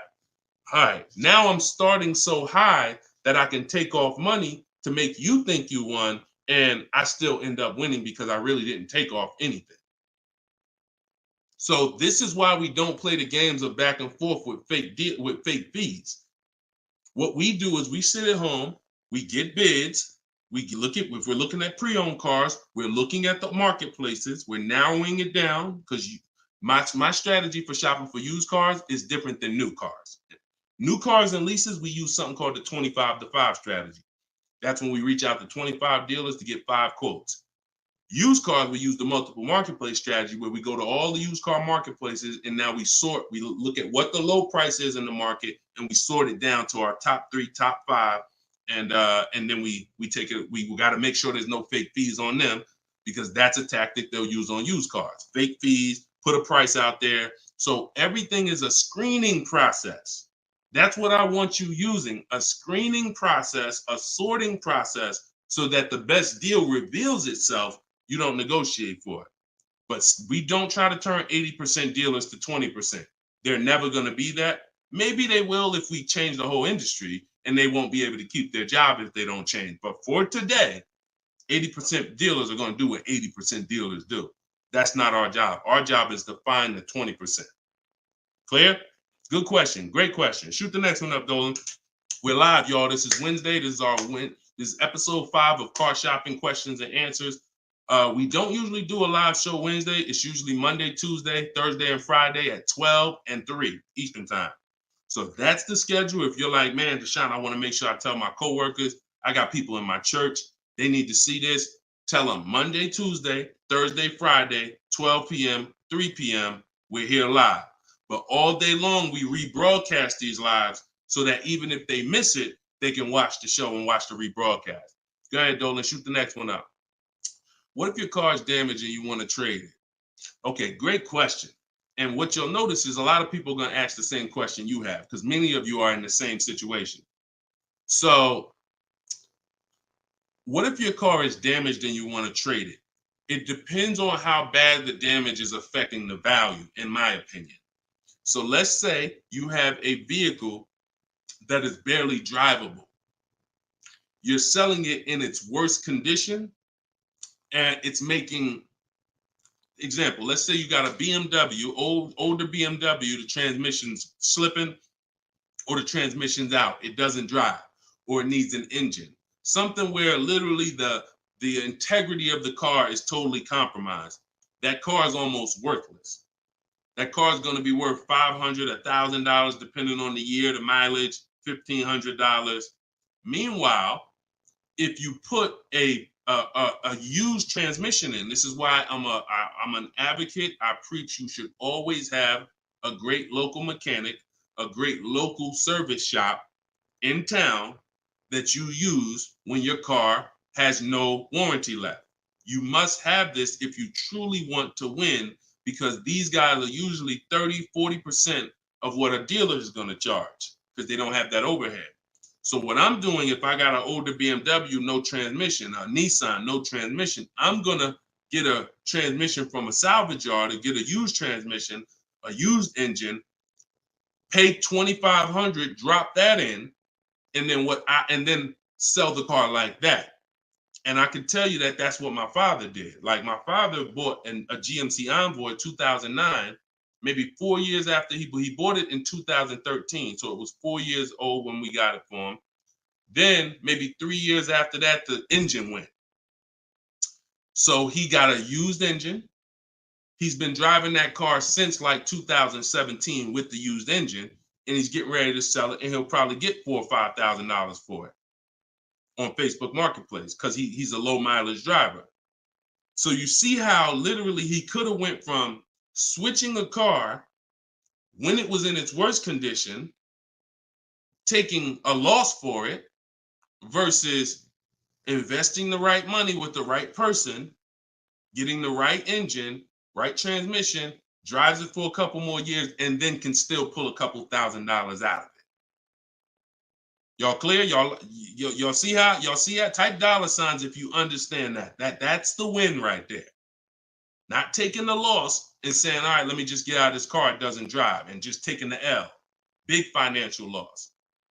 Now, if you don't have major damage, then I wouldn't say fix it. If you're gonna go and you got a couple nicks on the car, then it might cost you $500-600 to get the nicks touched up, but then the value of the vehicle only changes by $500-600. So it was really a wash. You put 500 out, the car's worth 500 more. You want to only repair stuff that when you spend the money, you get double back what you spent. I put 2,500 in, it increased the value of my car by $5,000. And that's typically my opinion and my rules on how I like to operate when it comes to damage. Yes, I'm actually live right now. And why is your name the Auto Advisor? We got the Auto Advisor on TikTok. Go ahead, shoot the next one up, Dolan. All right, this one from YouTube. Alberto Romo. My car has some equity. Dealer called me if I want to trade it for a new one. Car has less than 30,000 miles. Should I do it? Who's getting calls from dealers right now begging them to come in and look and let them buy your car? Who's getting calls? Who's getting emails? Who's getting letters right now from dealers? Fancy Girl Kiki said me. You're getting calls, you're getting emails, you're getting letters. Hey, Ruben, we'd love to buy your car right now. Hey, Isaac, we could get you out of your car early. Come in right now. A lot of you, right? I see a lot of you.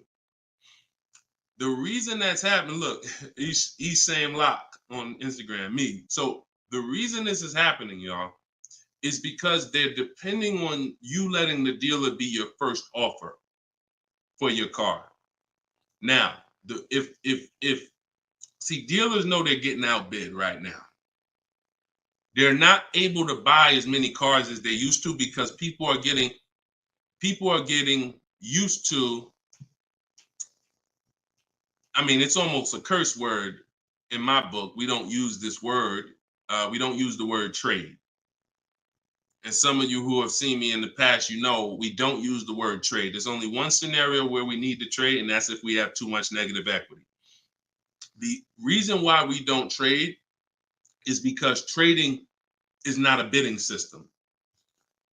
There's 3 transactions that you've been trained to give to a car dealer. One is buying a car from them. That's its own transaction. I bought a car from you. The second is getting the loan from them. That's another transaction. I got a loan from you, because there's other companies out there that only give loans. They don't even care if you buy a car. They don't sell cars. They give loans. That's a clue that there's money in the loan business.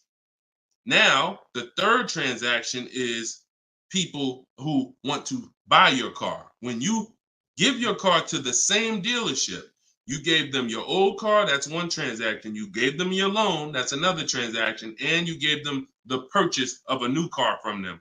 That's 3 transactions. And most times you didn't get bids on any of them. That's how you're losing money. You're probably losing $2,000 here, probably $1,500 on the loan, and then maybe another $1,000, $1,500 on your car that you gave to them. Hidden money. See, I'm not just here to teach you how to car shop from home the right way, strategically using my system. I'm also here to reveal to you the hidden money that you haven't seen in your car deals. So you got to stop combining transactions. That's why we don't trade. We get offers in my book, step 2. My book is 7 steps. Everything I teach is 7 steps. Those 7 steps won't change. First step is most important question. That's leasing versus buying. How many years you keep in the car? Second step is equity assessment. I need to get offers for my current car, my current lease, see if I have any equity, see if I can break even, or see if I have negative equity. Third step is deal structure. I need to find out how much this car is supposed to cost if I get a deal on it. I'm budgeting for a deal. See, we don't budget based on how much I could afford. I'm budgeting, I'm looking at a car if I'm going to lease and saying, if I'm leasing, this is what a good deal would be on this car. I'm budgeting if I'm purchasing, this is how much I'm coming up with. Watch this. Many of you, you go in and you've been, oh, I only want to spend no more than $500 a month. Or hey, I only want to spend no more than $30,000. You end up spending $570, or you end up spending $31,500. Or they say, hey, yeah, we got you to $30,000, but what about the taxes? All right, well, I guess I'll just put that on a credit card. So you end up going over budget because you shop with your max budget in mind. We never shop with our max in mind. We shop with multiple goals below our max so that we always, no matter where we land, we're under our max budget. That's step 3. Step 4, we do something called shopping, not buying. We don't mix the two with my system. Shopping is deciding what you want. Buying is step 5 when we go into the market and we start getting offers on what we want. But when you get to step 5, you're in the market getting offers. Step 6 is paperwork and protection. All that paperwork that you need to know. All right, yo, do I need this product? Warranties, all of that is step 6. And then step 7 is delivery. So everything I'm teaching you falls under one of those 7 steps. And I'm trying to get you to use a system instead of winging it. If you don't wing it, you'll be fine. But step 2, Alberto, is the equity assessment, where you're getting offers to find out what your car is worth. You can give the dealer an opportunity later to beat it, but you need to know. That's why we don't respond to those. Hey, come on in. Let me look at your old car. Let me buy your old car. Hey, come on in. Let me see. You need to call your bank for a payoff, and you need to go to CarMax, Driveway, Carvana, Kelly's Blue Book Instant Cash Offer, AutoNation, Sell My Car, Car Guru, Sell My Car. Take you 20, 25 minutes to do your equity assessment, and you got real cash offers that you'll know if I have equity in my car, and you'll know these people can cut me a check in an hour. And now let me go prepare to shop for my replacement car because these companies already bid on my old car. Type clear if y'all are clear on that. That's the equity assessment. That's my 7-step system. That's why my book is called Cars from Home, 7 Steps to Saving Time, Money, and Avoiding Dealerships. All right. All of you could get a copy. You could get your copy for 75% off. It's normally $97, but as part of our launch, you can get it in my TikTok bio for 30 minutes for 75% off. Once the timer goes back up, once the timer expires, it's back up to $97. So get your copy before the timer runs out. Same thing with Instagram. Go to my Instagram bio. You'll have it 3 minutes and you come back to the show. And if you're on Facebook or YouTube, we got links in the comment section for you. All right. Great question, though. Look, go ahead. Shoot the next one up, Dolan. Oh, it said, this man, bro, spitting gold fire for real. I hope this isn't going over anyone's head. Me too, bro. Listen, me too. Keep that question up. Fancy girl Kiki from TikTok. But me too, bro. Like, I'm sitting here, man, and I pray every day that the Lord help me to look. I want you to even see. I gotta unlearn. That's why I represent this brand. I got to unlearn. Like, I have been programmed, and the people who programmed me have actually programmed me because they make more money by me staying programmed. So some of you, it's unfortunate, are not going to spend $24. You're not going to spend $24. Now, I had people get the book for $97. It's people that might be on here that say, man, I got the book before we even had this sale. $97. But some of you are not going to spend $24 to get the book.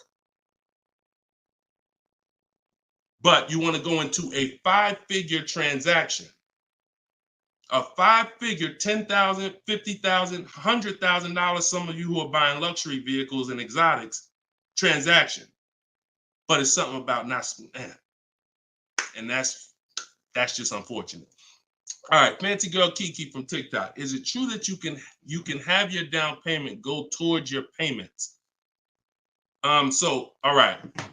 So when we're working out our loan, again, this is still combining the loan and the purchase of the car. Because when you're actually trying to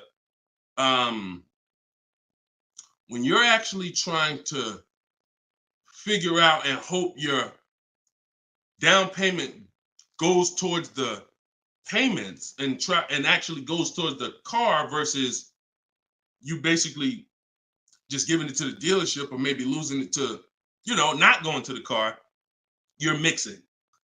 Because when we're shopping, we have loan. When you buy your car, if I'm financing, right?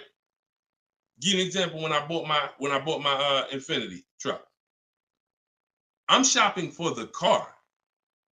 Once I get the car, now, and I use my perfect budget calculator. It's in my book. It's a calculator I created. See, that stuff I can't even explain on this show. I can't explain how a calculator that I created works. It's a surprise when you get there, when you're reading and you're like, oh, this is a calculator. I've never seen nothing like this before. I know, because I made it. And I got like 5 of them in there. So, but when you're trying to do what it does, I can tell you how to do this manually to some degree. When you got to know what you can spend. That's why we have that budgeting exercise where in order for me to be at a $450 a month payment, I can't get any more than a $22,000 loan. If I get more than a $22,000 loan, then I'm going to have more than a $450 payment. So now you might say, okay, 6 years though, because if I go 6 years on the loan, then maybe I could get like $25,000 depending on my interest rate. But I need to know how much car I can buy based on where I want my payment to be. So now once I establish that in a budget exercise, you can do that with some calculators online, try to, but you have to account for taxes. The reason why these calculators don't work well, because they're not going to account for the taxes. They're not going to account for, any down payment you want to put in, and they're not going to account for any equity you may be getting. And then they're not going to give you these goals for, all right, a 5-year loan or a 6-year loan is 2 different prices. $450 a month for 5 years is not the same as $450 a month for 6 years. If I get a car at $450 a month for 5 years, I got a better price on it than if I got it for $450 a month for 6 years. So these are the things that you kind of got to have in your budget so that all right, this is how, because it does me no good to know that I could go and spend $35,000 on a pre-approval. What does that do? How does that equate to what I can actually spend? I don't want to spend $35,000. That's a $700 a month payment. So, but once you establish the budget on how much I can spend, now you go find the car. So I'm shopping for the Infiniti, and I'm shopping knowing all of these cars are within my budget.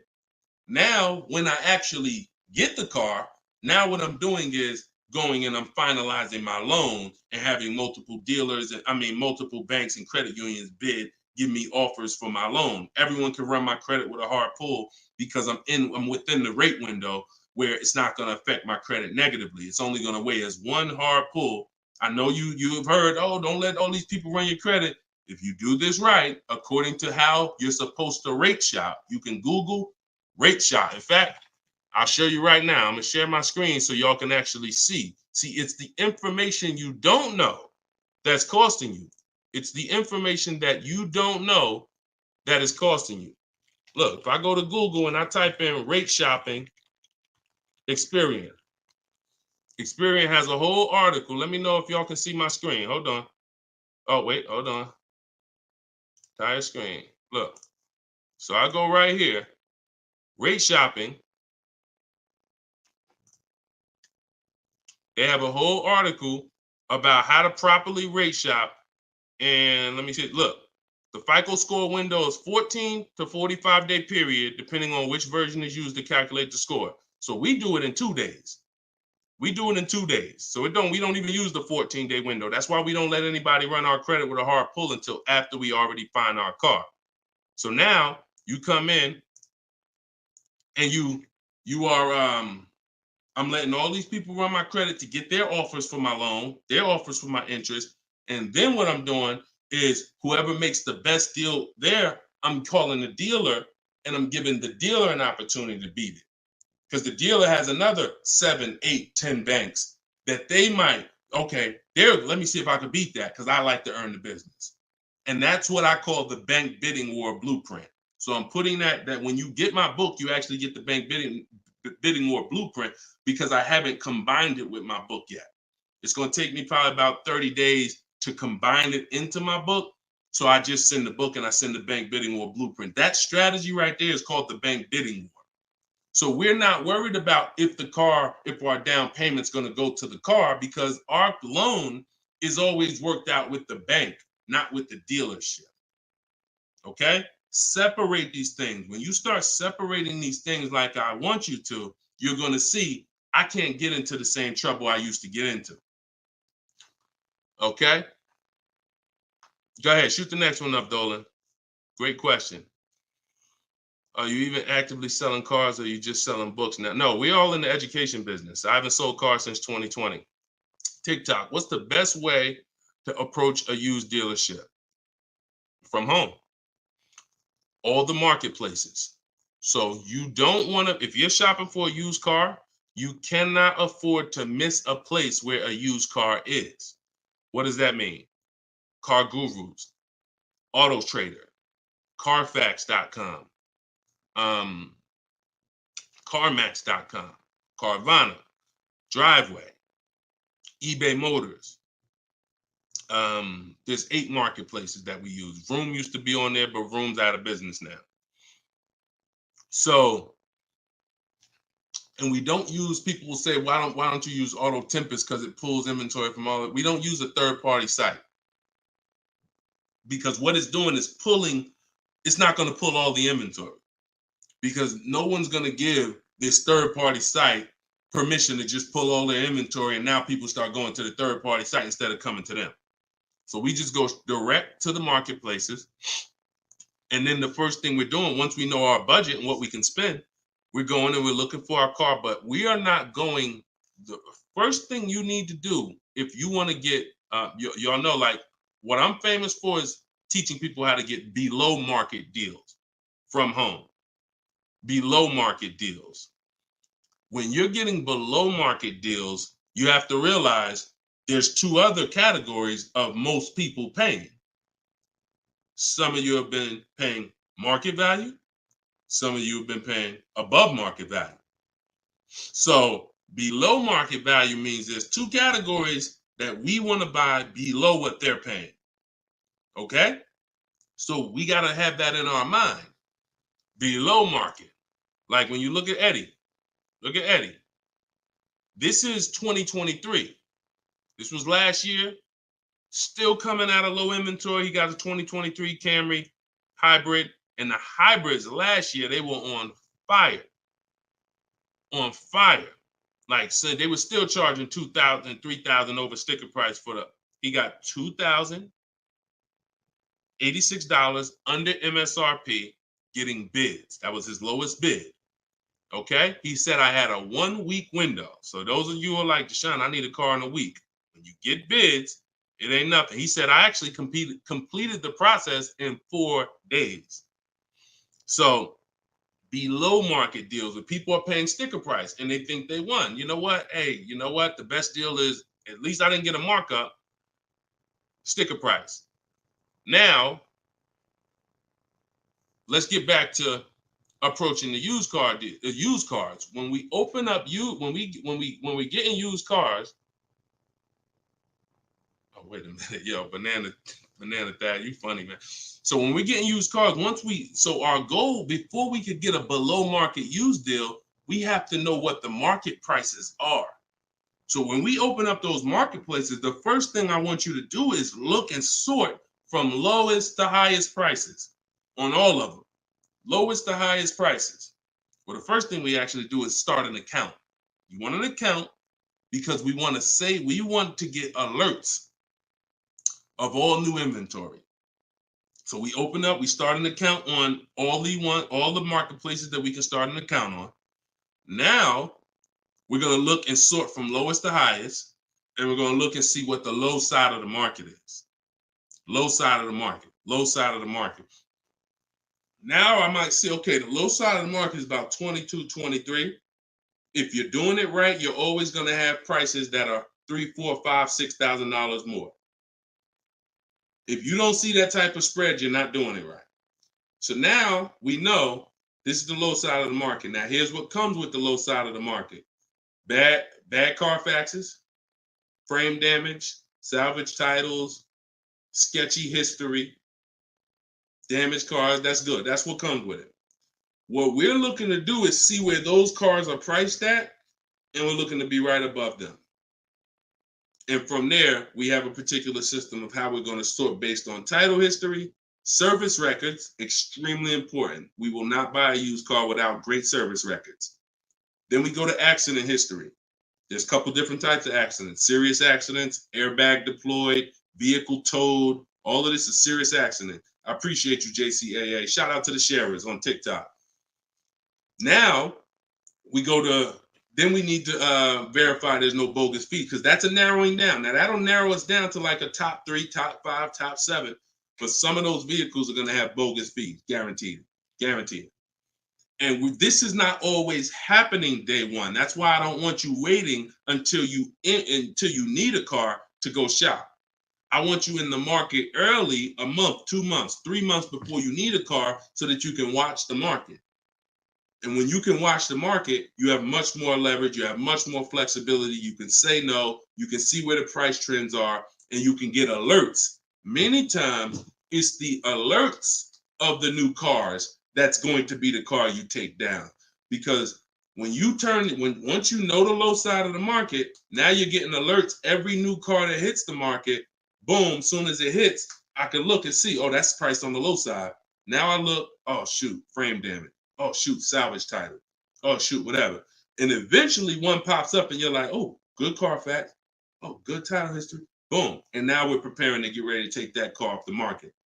We can't test drive used cars until we're ready to buy them, though. That's the only reason we can't do 100% of our used car deals from home, ever. New car deals, we've had people throughout, use my book, in my course, everything.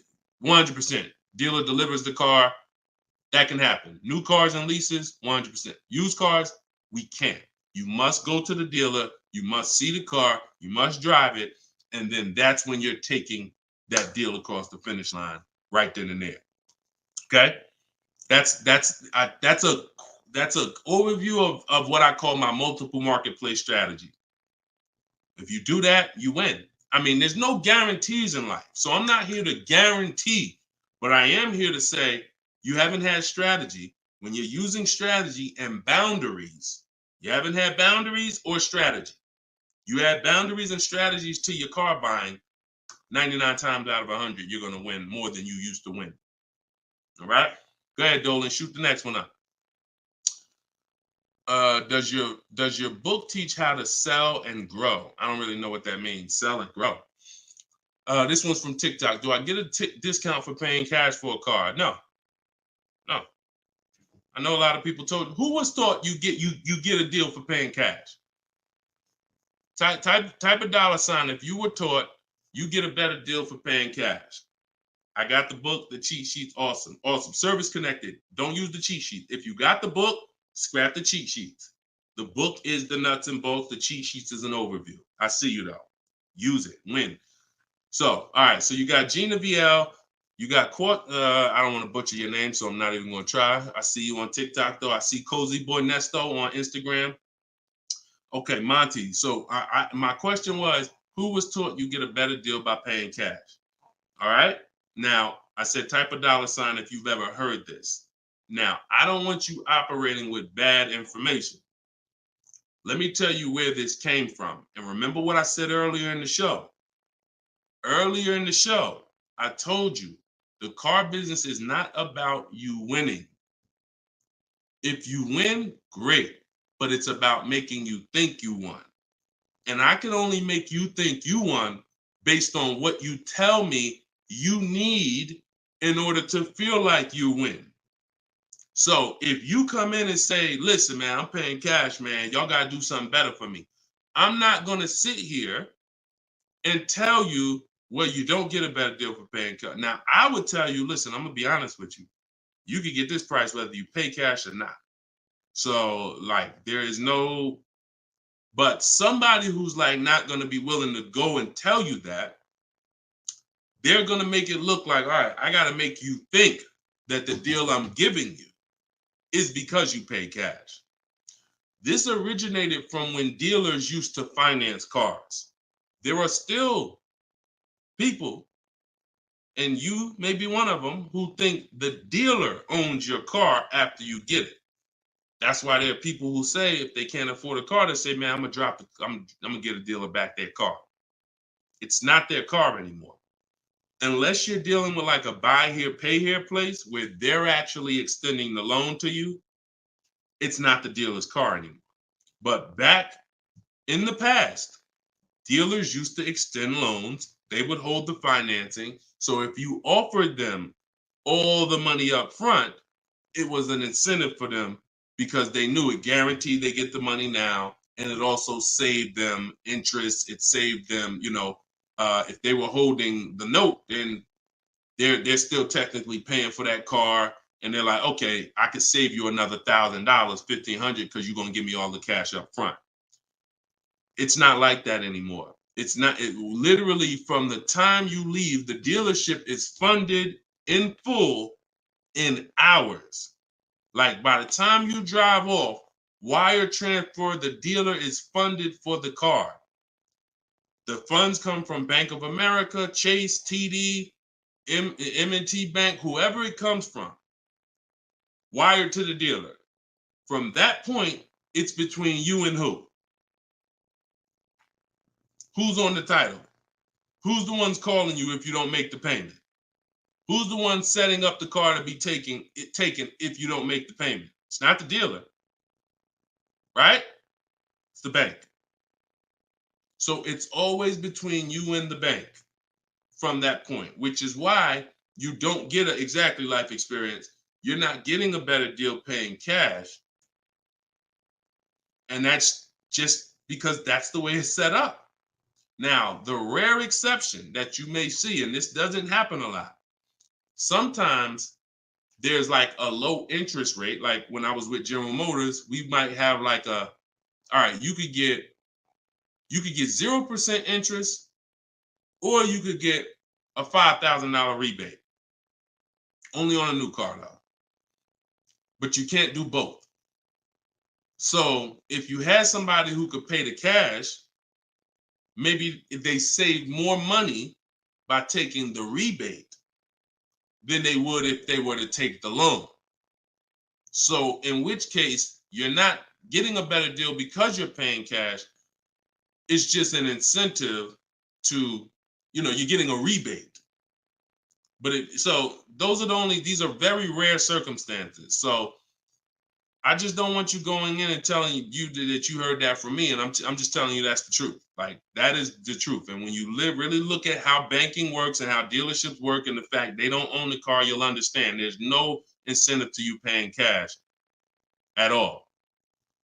And if you're not investing your cash, see, I want you to also think about what you're doing with your money. Because if you want to pay cash, God bless you. Pay cash. Interest rates are high. Put as much down as you can. Pay cash. Get the loan out of there as fast as possible. You're paying 6, 7, 8, 10%, 12%. Get the loan out of there. Pay it off or make a large down, only finance a small portion of the car. But if the rates are low, which at some point we do believe rates will be low again, or I always tell people in the bank bidding war, you got to check, see if there's any special interest rates. There might be 0%, might be 1%, 2%. So if those instances exist, there are people who your money's invested. You're getting 8% on your money. You're getting 6%. You're getting 10%. You're in real estate. You're getting 15%. It makes no financial sense to take that money that's earning money for you out and put it into a car that is going to lose money for you. That $20,000, $50,000 you put in the car is going to be worth half of that in 3 and 4, 5 years. 5 years, it'll be worth half. So these are the things I talk about. I don't believe in one size fits all car advice, y'all. That's why I'm always saying it depends on this situation. If you're this type of person, if you're keeping your cars 8 years, you should be buying. If you're not keeping your cars 8 years, you should be selling. You should be leasing. A lot of people think, okay, Deshone, you talk about leasing a lot. I talk about leasing for people who are not keeping cars 8 years because they've been taught that they should still be buying. But I'm putting you in the strategy that's custom to your life versus what you've been hearing, which is people telling you, hey, do what I do. Only buy used cars, pay cash for them. Now, that's your situation. So anyway, so all of this is out my book. Cue the next question up, Dolan. We got a couple more minutes and then we'll wrap. All of this is in my new book, Cars from Home. It's called 7 Steps to Saving Time, Money, and Avoiding Dealers. Normally $97. You can get your copy for 75% off for 30 minutes. It'll be $24. And everything I teach is in there. You know, everything that my video my students in my video course have had, my coaching. This is the same 7-step strategy that we use to get these below market deals. And I've been showing them throughout the show. So if you just jumped on, like we've been showing these deals throughout the show. All right. Go ahead, shoot the next one up, Dolan. How can we eliminate dealer add? Oh, we did that one. Yeah, we did that one from YouTube with the dealer add-on. This one's Dakota from YouTube. I have a Malibu Chevy, still drives good. However, the dealer is banged up as well as a few scratches. The door is banged up as well as a few scratches. I mean, if it's cosmetic, if it's banged up, I won't worry about the few scratches because the few scratches is really what's normal. And you know, people expect you to have normal wear and tear on the car. Some people think, hey, if I have a, you know, even with leasing, you're allowed to have wear and tear, a couple nicks, dings, they allow that. They don't expect you to bring the car back perfect. Same way with this. But if it's a big dent that would be an eyesore and you can get a company like Dent Wizard or something like that to come pop the dent out, then I would do that. That might be $200, but it might make a buyer pay, you know, $1,000 more for the car. Because if I come and I see the doors banged up, I probably want $1,000 off depending on what you asking. But if I come and see you done smoothed it out, now you could ask, and I'm less like, you know. So that stuff that you can put a little money in that gives you a bigger return when you go to sell a car. Okay, in my opinion. Okay, show and tell. I have the book. Is Maps Academy different? Yeah. Maps Academy is my video program. The book is the 7 steps. I have a video library that's 7 steps in video, and then Maps Academy is, you know, my video program, and I coach people. So we do these Zoom calls, so we make sure we answer questions. So I always say, get in where you fit in. You know, get in where you fit in. I don't care how you get the information. Get the information. You want to get it from my free videos on social media. You want to cycle through those. I got hundreds of them. Piece things together. Get in where you fit in. You want to be on the live show. Try to piece it together. You want to get the book. You want to be in the video library. You want to coach with me. Whatever. That's what I'm saying. It's no excuse. It's no excuse for any of you not to be getting below market deals when the information exists. And it's thousands of people that testify about me. I'm not new here. We got over 2 million followers. If I wasn't helping people, it would have been out by now. Somebody would have wrote by now, oh, this guy don't do what he said. I got thousands of people around this country, testimonials, hundreds that we done just grabbed, boom, boom, emailing us, yo, look at my deal, look at my deal. So it's just, you are just now discovering what we do. But understand, we've been doing this. All right. All right. All right. Go ahead. TikTok. What would be the sweet spot year in buying a used large SUV, Suburban or Expedition? Much as you could afford. You see, so when you look at quality, this is why I like to have multiple goals. Because what I like to do is I like to have a goal, right? 5-year loan, no down payment. That's one price. 6-year loan, no down payment. That's another price. 5-year loan with the money, you know, I might say, okay, if I have to, I can put $5,000 down. You know what I'm saying? Some of you, that's realistic. That's how you look at it. Man, if I have to, I got $3,000 I can put down. If I don't have to, I don't want to. That's why when you use my perfect budget calculator, which is in my book, step 3, when we're budgeting, we're deal focused budgeting. Here's what you want to know. If I want to be at $450 a month, how much is $450 on a 5-year loan, no money down? All right, that's one purchase price. Now, second tier, $450 a month, no money down, 6-year loan. I told you, I pay more if I had $450 for 6 years than I $450 for 5 years. So that's the next step up. Then I say, okay, 5-year loan using my down payment money. And then my max budget would be 6-year loan using my down payment money. But understand, I'm still under my max budget. I don't care if I have to go, and then we have another step where some of you have an old car. You have an older car, you're going to be selling it. You got 3,000 equity, you got 5,000 equity. That's also in there. So then it'll be no down payment, no equity. No down payment, no equity, 6 years. Down payment, no equity. Down payment and equity. See, all of this is below my max budget. Once I do a 6-year loan, my down payment and my equity, I'm not mad because I'm still under my max. Now, if I go above that now, if I wanted to do 5 and now I'm doing 6, or if I want to do $450 a month and I'm doing $480, now I've gone above my max budget. So my system for purchasing, we use this for new cars, used cars. Anybody who's getting a loan, this is what we do. This is in my book. My calculator generates those 6 goals for you. So when we say sweet spot, my first target is that first goal. That's my first target. When I went shopping for my Infiniti, I was looking for a car under that first price. Couldn't find it. Jumped up to the next tier. Couldn't find it. Jumped up to the next tier. And it was my 4th goal is where I found this one at. But I still had like $4,000 or $5,000 more that would have kept me below my max budget. So that's how you want to do it. Shorter loans, no down payment. Longer loan that I'll take is 6 years. I never recommend anything longer than 6 years. And then we start adding those resources that we have to it. And then once we tap out at the top, that's our max budget. 6-year loan, the most down payment money. And then if I have any equity for my car, I'm putting that all into the deal. And then as long as I find a car in any of those, and that's usually like a $10,000 to $15,000 spread, depending on, how much resources you got. That's a couple $1,000s right there. So that gives you the room to bump yourself up without letting a car dealer bump you up over your budget. All right? That's why it's called the perfect budget calculator. And I invented it. All right? Praise the Lord. Listen, I appreciate y'all. We've been on for about 1 hour and 15 minutes. We do these shows live Monday, Tuesday, Thursday, and Friday. Wasn't going to do one today, but you know what? I said, it's Wednesday. Let's jump on. Let's do a live. Let's get some questions. Let's get as many as we can. But this is what we do, y'all. You could tell your friends 12 o'clock and 3 o'clock, Monday, Tuesday, Thursday, Friday. You can meet me live on any of my platforms, Facebook, TikTok, Instagram, or YouTube.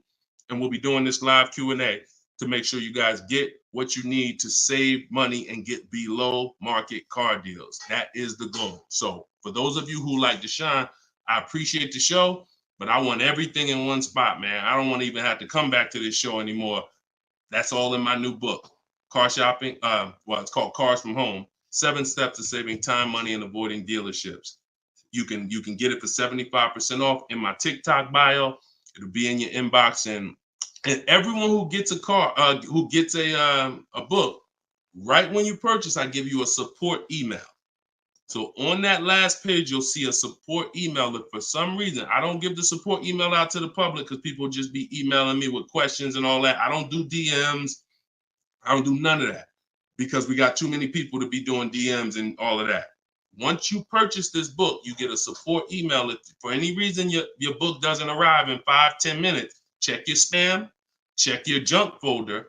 But if it's not there, then email us at support and we'll make sure we get you a copy right to you. All right. So use this information, get your book for 75% off. You won't pay the full $97 in my TikTok bio, in my Instagram bio, or in the comment section on YouTube or Facebook. We got a link in the comments for you, or you can scan the QR code. But that's what we do, y'all. Below market deals. That's the goal. Keep unlearning, keep relearning. I appreciate you. All right. See y'all on the next live.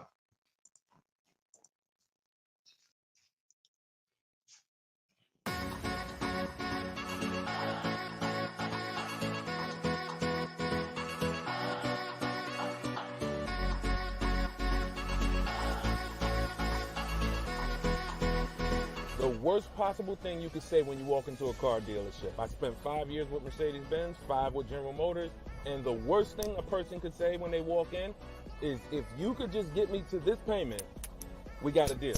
So your loan's probably still like 19, which means you got to pay to get out. You're upside down. It's called negative equity.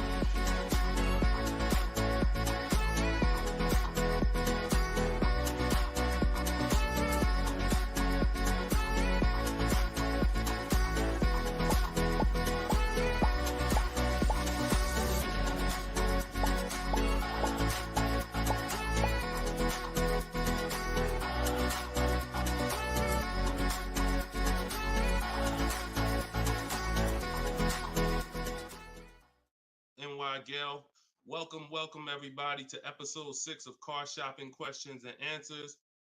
I am your host, Deshone, publicly known as Deshone the Auto Advisor. We do these shows Monday, Tuesday, Monday, Tuesday, Thursday, and Friday live at 12 p.m. Eastern Time and 3 p.m. Eastern Time. So I know some of you may see our live rebroadcast. That's for you to tell your friends about. That's when you can't make the show, you catch the rebroadcast. But those are the times that we're live. If you don't know me, I'm the author of the digital book Cars from Home, 7 Steps to Saving Time, Money, and Avoiding Dealers, currently rated 4.94 on Goodreads.com. So thank you to everyone who has reviewed the book, the digital book. All of you can get the copy for 75% off during the show for the next 30 minutes. You'll see when you click the link in my TikTok bio, there is a link, there's a button for you to get 75% off. So you won't pay the normal $97 price. Same thing with Instagram. And you guys on Facebook or YouTube, you can click the button in the comments and you can get your copy. So come on in, start typing your questions. We do this, we do rapid fire Q&A. I see a lot of people coming on the TikTok, and we got Dolan pulling questions. So no matter where you're watching us from, type your questions and we're going to pull them into the live show and we'll get them answered right now. All right.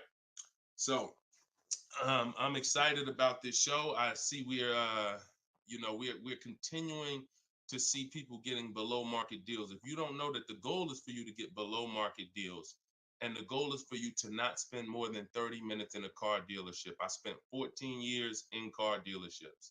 So you're not learning from somebody who's just like you. I'm just like you in that, I buy cars, I lease cars. That's the way we're similar, but I'm an insider. I'm an auto industry insider. My business for 14 years plus was in car dealerships. So start typing your questions. Let me tag everybody on Facebook and let's get down to business. Okay, whenever we get the first one, Dolan will put it up. Let me just tag my people here on Facebook. All right, there we go. Okay, what's up, Skinner? Good to see you. What's up, Angel? What's up, Jill, man? Good to see you. Yep, what's up, Jason? Great to see you. All right. Brother said he's been doing it. Oh, what's up, Auto Advisor? Good to see you. Absolutely. All right, y'all got to type fast. I know you probably, and try not to make your questions long. Try to get all your question in one shot, but try not to make it too long where it can't fit in. All right, this one's from TikTok. Isaac from TikTok said, best current APR rate for tier A1 credit. So the best APR is always going to come through getting bids. Now I know this is new. This is new to most of you. But getting bids is how you're going to get your best and guarantee your best car deal, your best loan. So I'm going to lay out this process we call the bank bidding war. And if you follow this step, you'll be able to have 10, 15, 20 banks and credit unions bidding for your loan. And then you'll be able to pick the best one. And the way you do this is extremely important, because if you do this right, then it's only going to have the same effect on your credit score as one hard inquiry. So think about what we're saying. We're going to allow multiple people to access our credit with hard inquiries, but at the end of this period, after we get our car, the weight on our score, the effect on our credit score is going to be one hard inquiry. So the first thing, there's 3 rounds in the bank bidding war. The first round is to always check and see if there's any special interest rates or special promotional rates that are being advertised for the car you're looking for. So let's just say you're shopping for a, Kia Telluride. You're gonna now check and see, is there any special interest rates? 0%, 0.99%, 1.99%. All of these rates are like a finance rebate. That means there's no bank or credit union that's gonna beat them. So this is the first round. So if we do get a special interest rate there's no reason for us to even shop for interest rates other than that. Because again, no bank, no credit union is beating 1.99, even 2.99. Now, here's what you have to check when we do that. How long is that loan? Because some people might give you 1.99, but it's only for 36 months. And some of us are not going to take a loan for 36 months because the payment's going to be too high. You might need a 5-year loan or a 6-year loan. So we're not just looking for if there's a special interest rate, we're looking for what is the term. Shout out to everybody coming in. This is our Thursday, April 18th, episode 5, live car Q&A. So we're actually live right now. This isn't a rebroadcast, so you can come on in and start typing your questions. And we're talking thousands over here, not hundreds. Okay, so that's round 1 of the bank bidding war. Now, let's just say we do that and there's no special interest rates. Now we're moving on to round 2. But round 2 comes after we find our car. So once you find your car, no one has touched your credit with a hard inquiry yet. Pay attention. You have not heard me say at any time hard credit pull at all. When you're shopping for your cars, no hard credit pull. Nobody's running our credit while we're shopping. Once we find our best deal, once we find a dealer that's going to sell us the new car for the lowest price, we lock up that car, usually with a deposit, reserve it. And now what we're doing is we're telling the dealership, I'm going to take this buyer's order. You're going to get a buyer's order. You're going to come home. And now you're going to now the second round of the bank bidding war is about to start. You're going to come home. You're going to call your bank if you have one, or your credit union. This is when you're going to let them access your credit. Because if you've ever tried to actually get a bank to tell you what the interest rate would be, like a pre-approval, many of them, and if you've experienced this, I want you to type a 1, many of them will say you need to have a car first, right? If you've experienced that type of 1, you call your bank, hey, I'm trying to get a pre-approval. They're like, okay, well, we need the information on the car. And you're like, well, I'm trying to get the pre-approval so I can go get the car. So that's why we don't follow that process of getting a pre-approval beforehand. Look, Marinette, you've experienced it on Facebook. So when we look at having the buyer's order for the car that we reserved, you have everything you need now. You have everything the bank could want. And you're now going to call your bank, or if hopefully your bank and credit union has a website, you could do this all online, and you're going to get as many approvals, offers as you possibly can. In my book, I list a couple: your bank, your credit union, online banks, Lightstream, community credit union, everybody who can lend in your state, you want them bidding. This is very important, because some of you haven't been trained to see. My job is to not teach you just how to buy from home and make people bid for your business. My job is to show you everyone willing to listen. If you're willing to listen, I'll show you where the hidden money is in your car deal, the money you have not been trained to see, or the money you've been trained not to look at. And the people who have trained you not to look at this money are usually the people that's making the money. So you have to see that one point. Let me give you a scenario here. Let's go to an auto loan calculator so you can see how much money is just in your car loan. Just in your car loan. And we're going to do a couple different interest rates so y'all can take this serious, and you'll see why you need to be getting multiple bids for your interest. So if I'm buying a $30,000, if I'm looking to borrow $30,000, let's take $30,000 for an example. Average, pretty good average. Average price of a car is probably higher than that, but let's use 30. Now, if that interest rate is 5.99, total interest paid is $4,791 over the course of 5 years at 5.99. If the interest rate is 7.99, total interest paid is $64.89.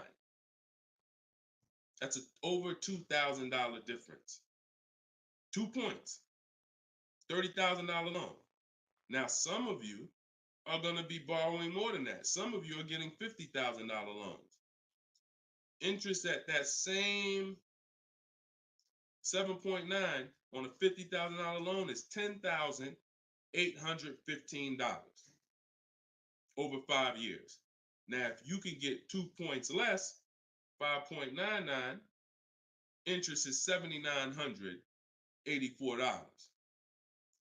This is $3,000 difference. So, do you see how if you're not getting the best loan offer just as serious as you're taking trying to get the best price, you get a good price and then you'll give it back to the bank who's giving you the loan. So this is why we get big. So we're now going to let all these people run your credit. This is when you do your hard inquiry. You don't do it before this. Hard inquiries, credit unions, online banks, your bank, your credit union, everybody's bidding now. And now what you're going to do, once you take the best offer from that round, that's round 2, that's when you're going to call the dealer and you're going to tell them what that best offer is and see if they can beat it. Because the dealership has another 7 to 10 to 12 banks that they're going to be competing to try to get your business. So this is the bank bidding war. So when I created this product, and if you do this right, as I said, what I know you were taught, who was taught, be honest, we're live right now. This is our Thursday, 12 p.m. live. Who was taught, don't let people run your credit. When you have multiple inquiries, it lowers your credit score. Who was taught that? Type me if you were taught that. Don't let these banks, don't let people run your credit. You can't have all these people doing hard inquiries, or they're going, it's going to jack your credit score up. All right, look, that right was taught. Okay, look, Lisa, I see you. Hold on, let me go to Instagram so I can see our Instagram comments over here. I always got to go to Instagram Live. Okay, Diana from Facebook, I see you. Hold on, let's get Instagram in the building. Give me a second. All right, Marinette. All right, Marinette. Okay, I see you. D, I don't even want to try to pronounce your name, but I see you on Instagram. So it's partially true and it's partially wrong. You have to do it the way I just laid out for you. That's called the bank bidding war. And if you want to prove this for yourself, you can simply type in rate shopping online and you'll see this is how the credit union, this is how the credit bureaus allow you to rate shop. So they'll give you 14 to 45 days to do it. If you do it like I just told you, it'll only take 2 days. 2 days. One day you're doing all your stuff at home. We're getting all our lenders at home to bid. The next day, we're getting the dealers to get their lenders to bid. And then we're making a decision on who got the best offer. So don't ask yourself. I never want you asking yourself. I never ask myself, did I get the best deal? That's a question of disempowerment. That's a question of weakness. We don't want that. What you should be saying is, following this process, I guarantee I got the best deal because I got offers from all these banks. I can't get offers from 15, 20 banks and not guarantee I got the best rate. The way you shop, or you've been taught to shop or programmed to shop, you're only getting offers from one bank, or you're just letting the dealer do it all for you. That's where your buyer's remorse comes from. That's where your skepticism about, did I really get the best rate, come from. So we won't know what the best rate is until we get all the bids. And that's how we do it. So everything that I'm teaching y'all is part of what's in my book, rated 4.9 on Goodreads. It's called Cars from Home, 7 Steps to Saving Time, Money, and Avoiding Dealers. You could keep typing your questions because Dolan's going to pull the next question and you can put it up on the screen now, Dolan. Put the next question up. But all of you can get your copy for 75% off as long as you get to my website before the 30 minutes expires. This is a welcome offer. Normal price of the book is $97, and it's worth every penny. It's worth actually thousands. But special welcome offer, you get it for 75% off in my TikTok bio, in my Instagram bio, or in the comment section on YouTube or Facebook. Okay, this is Monty from YouTube. She said, my mother's looking to start a new lease soon, but she only drives 5,000 a year. What's the best option? Low mileage lease if she's not keeping the car. So if she's not keeping the car, Monty,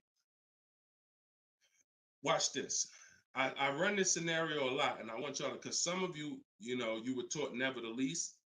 If you stick around this channel long enough, you'll see probably within minutes that that's some of the worst advice that you've ever listened to.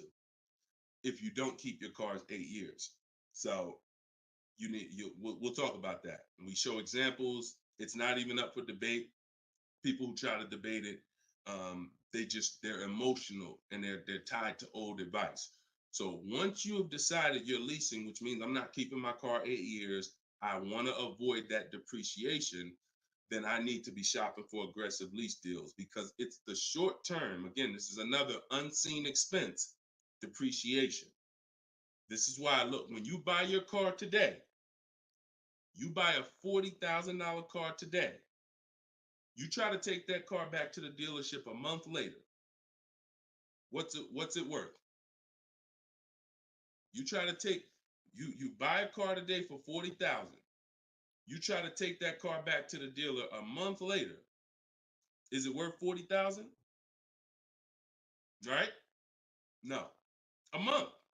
You might have even not you might have not even driven it. But that's the way depreciation works. You don't have to drive the car. In fact, here's another scenario. You could park the car outside your house for a year. You buy it for $40,000, park it right outside your house, don't even touch it. Just start it every now and then to keep the engine running. You come back a year later, that car is not worth $40,000. It's worth probably $32,000. Dang, how did I lose that much value and I didn't even drive it 1 mile? Depreciation. That's called the unseen expense. So whenever you hear me talk about the unseen expense, it's depreciation. So your job is to find the strategies, which is what I teach, to make sure you avoid the depreciation hit.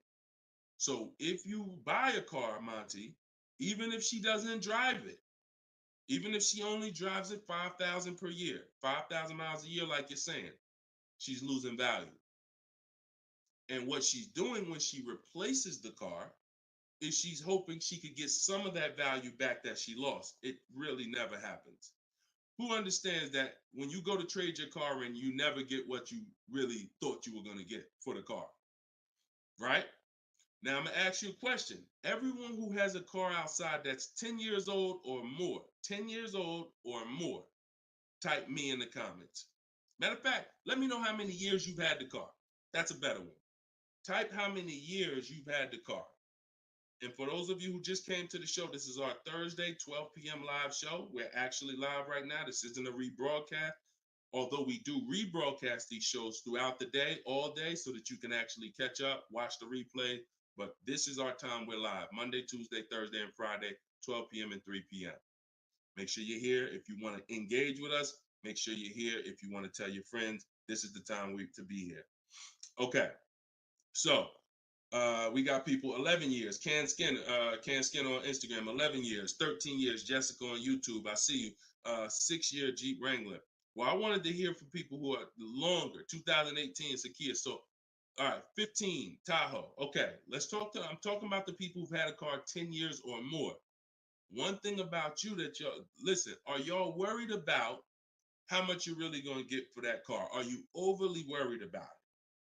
Most of you are going to say, no, not really. It's worth a couple thousand, but you've used most of the value. You understand that? Look, Big Meek said I got 08 4Runner on TikTok. So we understand when you have kept your car long term, I'm not concerned with resale value much, because my whole goal with having this car was to use up most of the value. So that's what you do if you're a buyer. If you're not going to get to this level, this is what I'm telling you. that you are now losing because the depreciation of your car is the highest in the first 5-6 years. So in order for you to win, you have to keep that car, what I call the 8-year rule. 8 years, that's when the depreciation starts to level out, where you're not losing value like this. And so regardless of how much you're driving, that's not the key. That's not the key. Monty's mom is driving 5,000 miles a year. Who's a high mileage driver driving more than 18,000 miles a year, type HM? I want you to know, I want to cover all the bases for this question here. Oh, what doesn't matter whether you're a high mileage driver, low mileage driver, it has nothing to do with how much you drive, because that's not what's killing you. It's the depreciation based on the time you have owned the vehicle. And if you're not keeping that car 8 years, you should be shopping for aggressive leases. Now, before we go to the next question, I'm going to show y'all an example of why it is impossible. Yes, impossible. No way, shape, form, fashion. You can get a great deal if you purchase, but you should have leased. Okay? Let's use this scenario. Let's use Frina. Let's use Frina as an example. So Zafrina, she picks up, and you can see this date. She's recent. This is just, not too long ago. So Frina gets a $65,000 Jeep Grand Cherokee. She uses my system. You can see she uses the Cars from Home system, where she gets bids, multiple bids. We get at least 5. So don't look at this price and be like, oh, Deshone, that looks incredible. Yeah, that's because we get this through bidding. You get the best price. That's what we do here. So stick around, you'll understand if you're new to the show. But she's paying $579 a month for a $65,000 Jeep Grand Cherokee. Just so we can, let me level this out for y'all.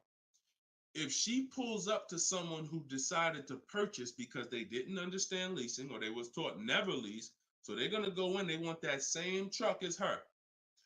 Let's just assume they got a ridiculous, how much is a great discount on this Jeep? I want to use your numbers. Type in the comments, what do you think is a great deal, a great discount? She go in just don't be realistic though. Somebody walk in, she go in and she looking at this $65,000 Jeep. Somebody's going to purchase it though. What would be, because I want to show y'all that even at the best discount that you could name, realistic though, you're still going to lose if you purchase compared to somebody who leased. Go ahead. Throw some numbers out. What's a big discount? Okay, look. All right.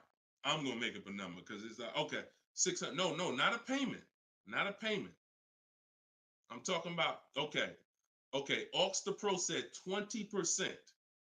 Now, we already know saving 20% off a new car is pretty much never going to happen, right? We can agree. That's usually never going to happen, 20% off the price. Let's see how much 20% is. So 10% would be $6,500. 20% would be $13,000. So let's say they knock $13,000, an impossible discount. Somehow we do something never been done before. They end up getting this car for $53,000. $53,000. Every $5,000 on a loan is how much per month, y'all? Some of you know, some of you seen my videos, some of you been on the show before. Every $5,000 on a loan is about how much per month? $100. Exactly. So let's do this math now. Continuing to drive this point home that there is no way for you to get a great deal when you purchase, but you should have leased. So the same person who just got this unbelievable, never gonna happen discount of 20% off a brand new car, $53,000, what's their car payment? $53,000, car payment's about $1,050 a month.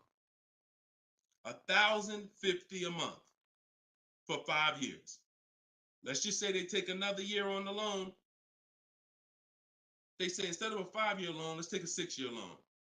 $900 a month for 6 years. Freena's paying $579. Is that sinking in? Type $ if that's sinking in. that, whoa, you telling me, Deshone, the same price that this person just got, and she got a ridiculous lease on it, she's paying $579 a month, even if a person got an never gonna happen discount. I literally just took what my man here on Instagram threw out, and he knew he was throwing out something crazy by saying 20%. Even with the 20%, payments $500 a month more than Freener got leasing it. Now let's do one more scenario here. One more. See, all of this is what I'm teaching. This is in my book. This is why the book is 4.9. Goodreads.com. Thank you to everybody who's reviewed the book, Cars from Home, 7 Steps to Saving Time, Money, and Avoiding Dealerships. One more scenario. Let's throw a used car in here. So we already looked at Freener's deal, brand new, great lease.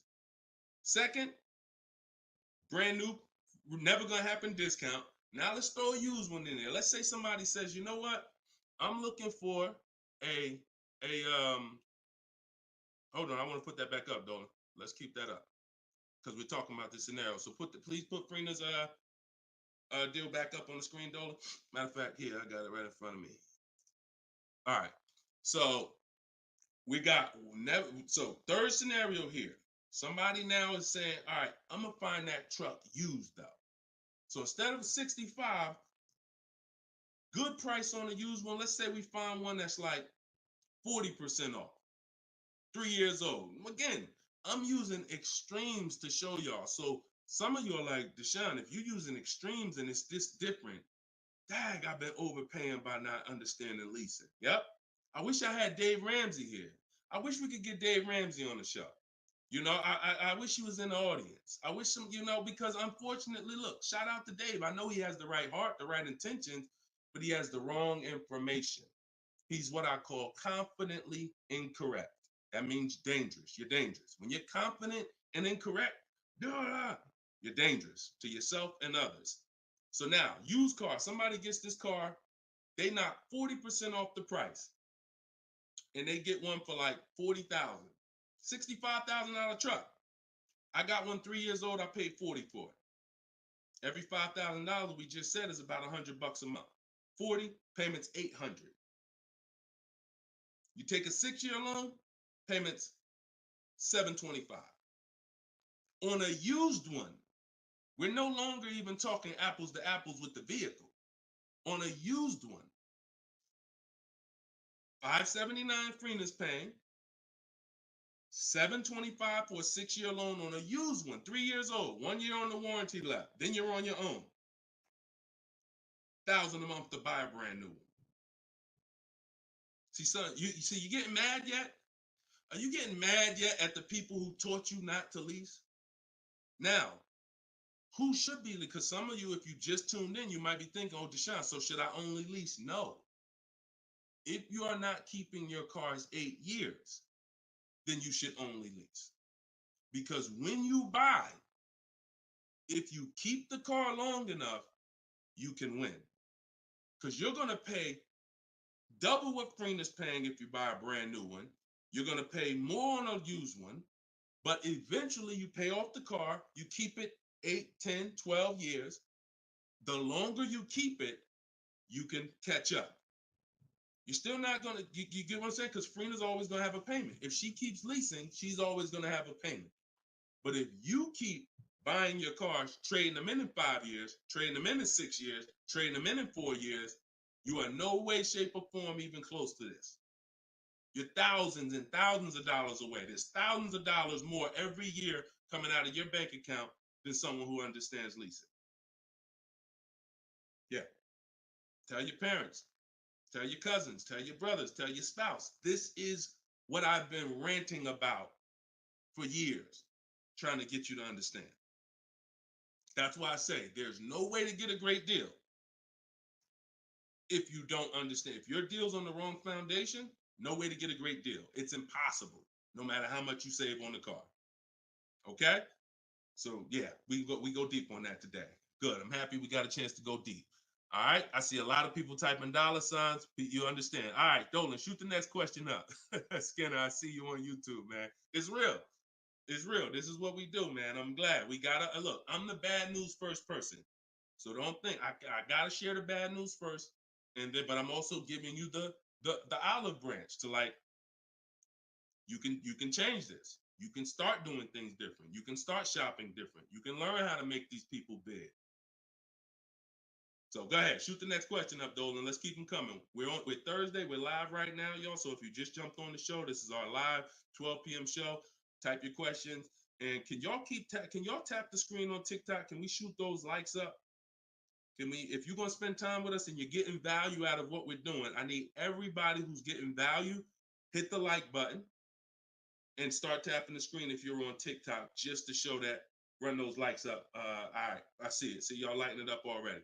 All right, Facebook, James. I'm an old school guy that was told not to let anyone run my credit. I'm not even sure how to download your book. Maybe you could walk us old timers through the process of downloading it. Unfortunately, I teach an online system. I'll be the first one to tell you my system's online. My system's right here in front of a computer. I've worked personally with probably 1,600 people personally in my coaching program since 2021. They got to know how to use a computer. I've had older people who get their children, who get their grandchildren come because and sorry y'all, my eyes are watering. I got a little something trying to jump on me, but we good. But I would be lying to you if I told you this isn't based on because we use copy and paste systems. You're sending emails, so that's one thing I can say. I wish I could, tell you otherwise. But if you want to use what I teach, I mean, now I've had people who get their grandchildren or get their children because my system to get great deals only takes 90 minutes. It only takes 90 minutes. That's why when you go to the page and you see my book, a lot of you are going to see the first thing I say on my website is this will teach you how to get below market deals in as quick as 48 hours. And the time you're putting in to get those deals is probably going to be about 90 minutes once you learn, as I walk you through my 7-step process. But you got to know how to use a computer. So I'm just being real with you. Like, I wouldn't tell you to get the book if you're not comfortable sending emails, copying and pasting, because it is an online system. So I would tell you, call one of your family members who's computer savvy. Tell them, hey, get this book, work this for me, help granddad out, help dad out. And not only are you helping yourself, but they'll now have a skill so that they can learn, so that they're now making dealers bid and they're at home. That's just me being as honest as possible with you. All right. Great question, though. Great concern. Skinner, what's up, my man? Skinner from YouTube. Deshone, what are the bank necessarily looking for different from what the dealership is? Banks want to lend. So think about where you're at right now. Skinner from YouTube just asked, so what is the banks necessarily looking for different than the dealerships? Banks, there's more banks around us that would want to lend us money to buy a car than we know about. So wherever your zip code is, the reason why I want you using the bank bidding war, which I laid out at the beginning of the show, if you just jumped on, you want to go to YouTube, you want to watch the beginning of episode 6, and I break down the bank bidding war. If you don't have my book, if you have my book, then you know the bank bidding war.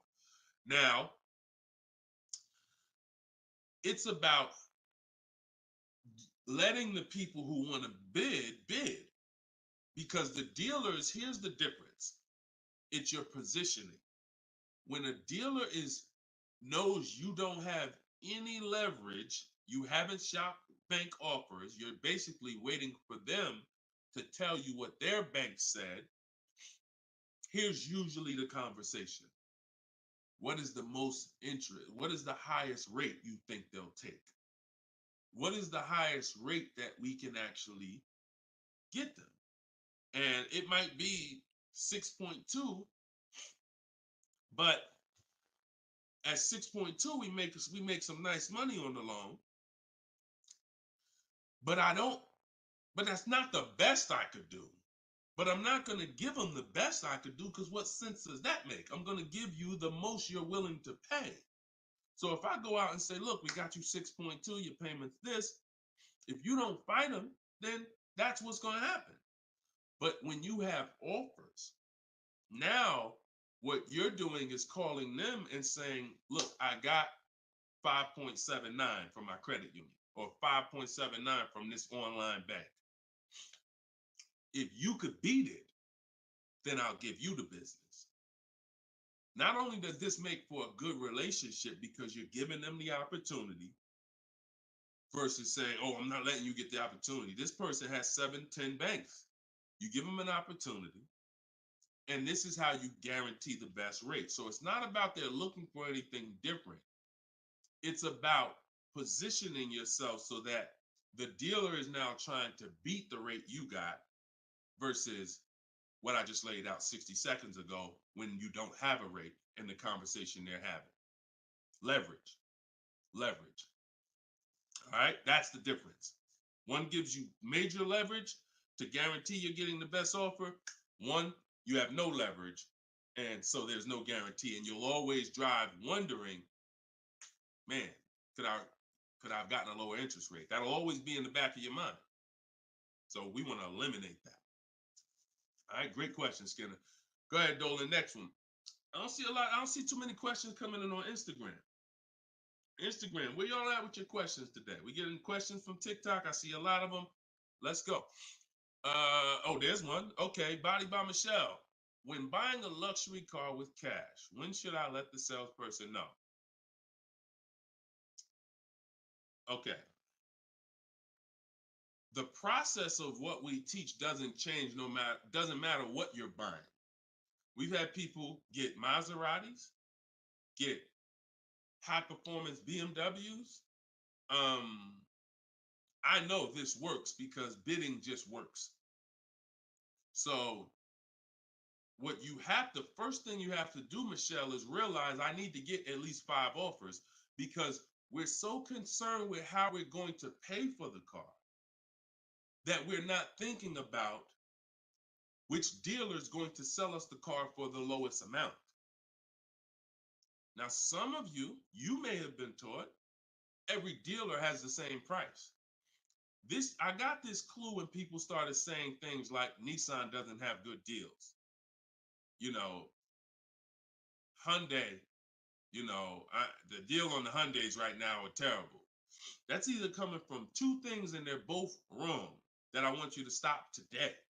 Looking at advertisements, commercials, because some people say, Deshone, I look at that. The commercial says that, I got to put down $4,000 if I want to lease that vehicle. That's an advertisement. It's not a deal. It's a custom thing they put together that they want to present to the public. It's not a deal. When you look at what I just showed you with Frina, when you look at Danielle's lease on her Audi A3. She's paying $550 a month, $44,000 Audi A3. She only put her first look. This is her words. Due to circumstances out of my control, I had to lease something quickly. So my program, I told you, as quick as 48 hours, you can get below market deals. This doesn't take days and days and weeks. I took the course last weekend, did all my emailing back and forth because she's in my video program. So I do have my book, and then I have that same book in a video program. You pick. Now, finalized the deal on Sunday, was finally able to pick it up. This is the details. $550 a month, first payment down.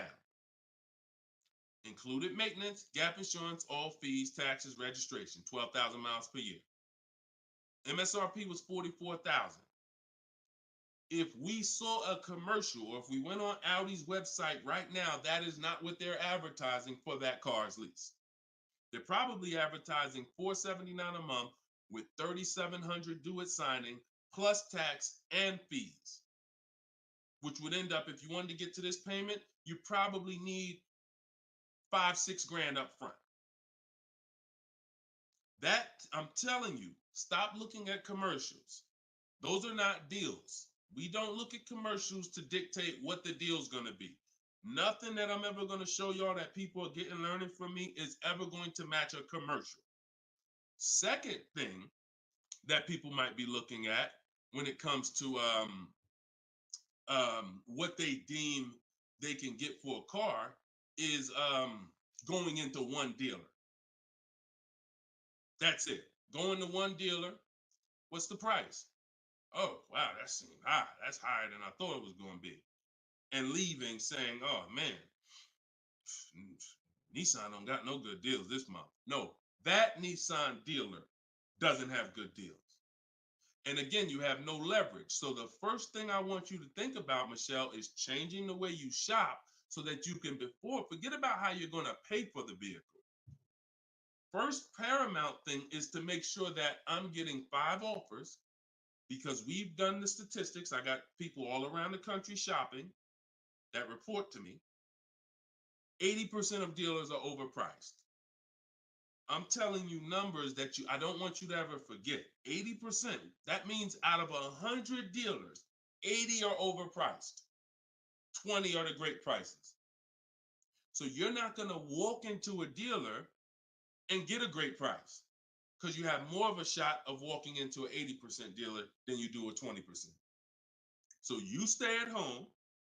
You could do it my way, which is in my book, totally online. You use my scripts, use my templates, they're copy and paste. Or if you want to do it your way, you can call around and get several quotes. But you need to get at least 5, because you're going to be amazed how different the quotes are. One dealer's charging $550, another dealer's charging this, another dealer's charging this. Hey, that's a $5,000 difference. That's the way it should be. That's the way it should be. Okay? So that's what you focus on, Michelle. Forget it. If you're going to pay cash, keep that in the background. People walk into a dealership all the time. You see it on internet. They make videos about it. Oh, I'm walking in, man, about to get this Lamborghini. Yeah, I want that black one right there. Boom. All right, write him up. Let's get him out of here as fast as possible before he realizes what he needs to ask. Okay, and he don't want to look like he's negotiating. You're going to overpay all the time.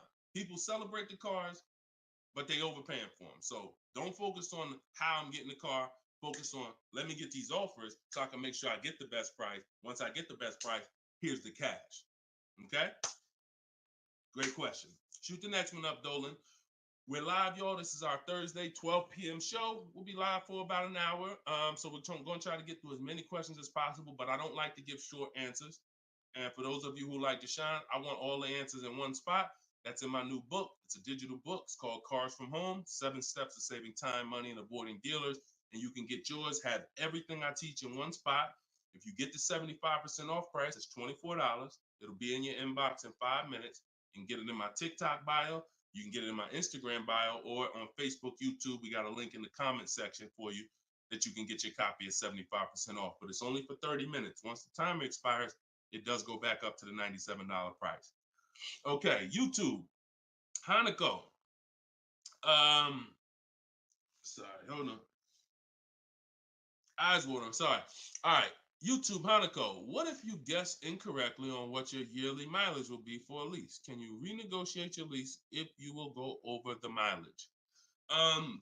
So some brands will let you buy mileage before the lease ends. So you can buy them, but I think BMW has it where you can buy the mileage for like 15 cents, but you can't be within like the last 3 months or last 6 months, something like that. So everybody, if you do have that option, you want to call your leasing company and you want to see. But I teach to estimate your miles. Like I have a chapter in my book. It's not even a chapter. It's like a little section called Choose Your Mileage Wisely, where we walk you through the math. Now, sometimes lifestyle changes. You were working 10 miles from home. Now you're working 30 miles from home. That's understandable. What I like to do is we always do an equity assessment. Who has a lease, but you didn't know you could sell leases? Type of question mark. If you did not know that you could sell a lease, I want you to type a question mark in the comments, because you need to get familiar, and every one of you who are going to be replacing your cars, whether you own it, lease it, anything, you need to get familiar with what we call an equity assessment. Yep, I see a lot of you. So a ton of you have leased cars and you didn't know that you can sell leases. So imagine how much that's cost you so far. Again, I'm the bad news first person. If you dropped off a car without seeing if there was any equity, then you certainly, I mean, there's no guarantee, especially, but if you dropped off a car 2020, 2021, 2022, oh, you most certainly, there's a good chance you had equity because everyone did. And it was to the tune of, 5,000, 7,000, 10,000. If you had a truck, some of these trucks, $10,000, $12,000 checks people were getting. Now those big checks are over because that was a limited inventory thing where resale values were so high. Almost everyone had equity. But you need to make sure you're not leaving 1,000, 2,000, 3,000 on the table in this market. In a normal market, we always do an equity assessment. So if you're going over your miles, you want to do an equity assessment to see if you can sell it. Because if you sell it, you're out of it, and you can just go lease a new vehicle. But so the equity assessment is you call your bank, you get your payoff. You go, once you have your payoff, you want to ask them. It's only for leases. The second question is only for leases. Do I have a third party restriction? If they say yes, you just need to make a note of that.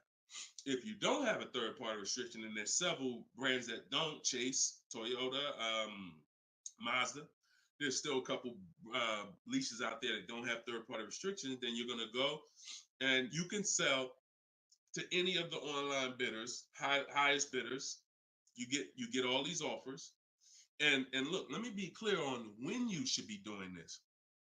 Before you ever think about shopping for a car, you gotta take care of your equity. You shouldn't be shopping for a car and then saying, all right, now let me check and see what equity I got. Because now if you don't, you need to know that up front, because if you have $3,000, $4,000 of equity, that matters going into your budget. Maybe you want to apply it to your next deal. Maybe you want to put it in your bank account, but you need to know about it early. That's why it's the second step in my system. I got 7 steps. Equity assessment is the second step. As soon as you think about getting a new car, your first question should be buy or lease. Should I buy or lease? That means, am I keeping the car 8 years or not? And then the second thing is equity assessment, because that's going to tell you your positioning with your current car. So once you get your payoff, you go to the Carvana, CarMax, Driveway, and you look, you do what you want. I would not suggest you be lazy in this. This takes 20, 25 minutes, and this is your money. So you go to those websites, CarMax, Carvana, Driveway, Kelly's Blue Book Instant Cash Offer, hold on, AutoNation Sell My Car, and Car Google Sell My Car. 6 offers. 6 cash offers, and that's going to tell you your equity position. That's once you know that, because some of you are going to do that and find out you got negative equity. Now you have to plan accordingly. Some of you are going to do that and find out you got 4,000 of equity. Now you got to plan accordingly. Some of you in leases are going to do that and find out you have no equity, in which case, okay, I just need to wait until my lease is up. I can't get out early. But so the equity assessment tells you how you can move to the next step. Okay? So that's what you focus on. That's what you focus on at this particular step. Okay? Go ahead, shoot the next question up, Dolan. All right, we're getting a lot more. I'm gonna try to get through. I'm gonna try to go faster, but go ahead, shoot the next one up, Dolan. This one's Instagram. That's my man that I said I didn't want to butcher your name. Might even be a woman, so I'm not even gonna try to pronounce the name. But my lease is up in 6 months. I would like to lease again. Is my current lease gonna hurt me when trading it in? Equity assessment. I'm glad you asked that. Equity assessment. That's the game. That's the game. See, those are the questions that gets answered with the equity assessment. Is my lease gonna hurt me or help me? Do the equity assessment and you'll know. Now, if you have a third party restriction, then we can't sell direct to these online buyers. We have to sell to a local car dealer of the same brand. So I have a script in my book where I walk you through talking to used car managers so that you can actually sell your car locally to them. You're selling a 2 or 3 year old car, usually good mileage for most. We need to sell that car to a local used car dealer, but we are still getting bids.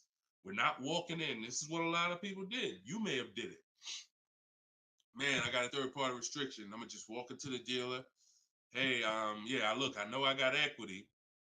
You don't realize how you're making it hard for someone to even help you because you don't know how much equity you got, and now you're coming in and you're not really saying what you know. When you're at home and you're talking to managers, you're talking to people and getting offers for that car, you can speak intelligently. And we only talk to used car managers in those cases. But that's only if you have a third party restriction, because some people, another thing they were doing is buying their cars and then turning around and reselling them. Reason I never do that is because, and nobody who's listened to me, even throughout the pandemic, I don't think we had one person do that, is because when you buy, you pay taxes, you pay fees. So yeah, if I had 5,000 in equity and then I buy the car and resell it and then I pay 4,000 in taxes and fees, by the time the title gets to me and all of that, I might break even. When we sell direct to a used car manager, a local dealership, we don't pay those fees. So although they might not pay, they're not going to pay as much as CarMax, Driveway, and any of these online bidders, we still get offers from them because we don't have to. They're not going to pay those fees. We're not. Those fees aren't going to come out of our profit. Okay. Equity assessment. Again, D. I'm gonna just call you D. Go ahead. Next question, Dolan. Exactly. Exactly. Auto advisor. Equity assessment. How'd you come up with the auto advisor? That's so funny. I'm just not used to seeing, I'm not used to seeing anything that says the auto advisor unless it's there's a lot of Deshone the Auto Advisor accounts going around inboxing people to buy crypto. I don't do anything but car education. So if it ain't about Cars from Home, my book, if it ain't about Cars from Home, my video library, it ain't about my coaching program, then it is not me. Stephanie from TikTok. So you can ask any lender, even if they don't work with them directly at the dealership? Absolutely. These people lend money. They don't care about selling you a car. People that lend money want to give you a loan. Good question. Absolutely. Go ahead. Shoot the next one up, Dola. All right. Everybody getting value out of the show so far? Type dollar signs. Let me see the dollar signs. If you're enjoying and you're getting value out of this show, by the way, for those of you who just came, this is live. This is our Thursday live show. We rebroadcast these shows throughout the day, so that everyone can rewatch them. So you might see a rebroadcast, but Monday, Tuesday, Thursday, and Friday, 12 p.m. and 3 p.m. is when we're actually live. So when your coworkers, your family is talking about car shop, you want them here 12 p.m., 3 p.m. We're actually live Monday, Tuesday, Thursday, and Friday, Eastern time. All right. This one's from Instagram. How do you get a great lease deal? Bids. It's the only way. Because all right, so I'm gonna give you an example of how not getting bids will actually deceive you, and you could possibly think you got a great lease deal. So this is Charles. He got a Palisade. Palisade is probably one of the top 5. Definitely throughout the pandemic, it was probably top 5 most popular, SUVs. People were overpaying, and I don't want to, I don't, you might have one. And unfortunately, a lot of people overpaid for these, and they're still overpaying for them. So he reached out to 3,500 dealers. Now he used my system. So this probably took him about 25 minutes. I have something in my book. My strategy is called the 25 to 5. What that is we're connecting with 25 dealers online. And our goal is to get 5 offers. Because if you want to show earlier, I told you 80% of dealers are overpriced. So we're going to get 5 offers, and they're going to be about $150 to $200 apart minimum. Your best offer when you get bids is going to be about $150 per month to $200 a month cheaper. Now, if you're purchasing, hold on.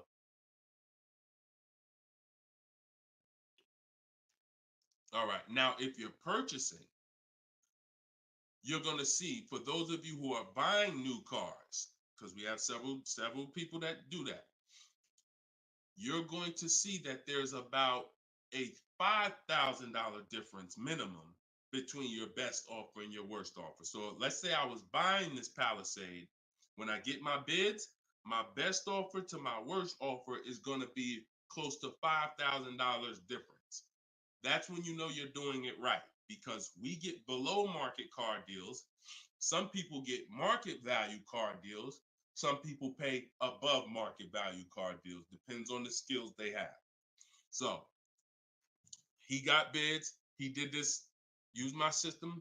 Took him probably 30 minutes to reach out to 35 dealers, maybe 25 minutes, and he got 10 quotes.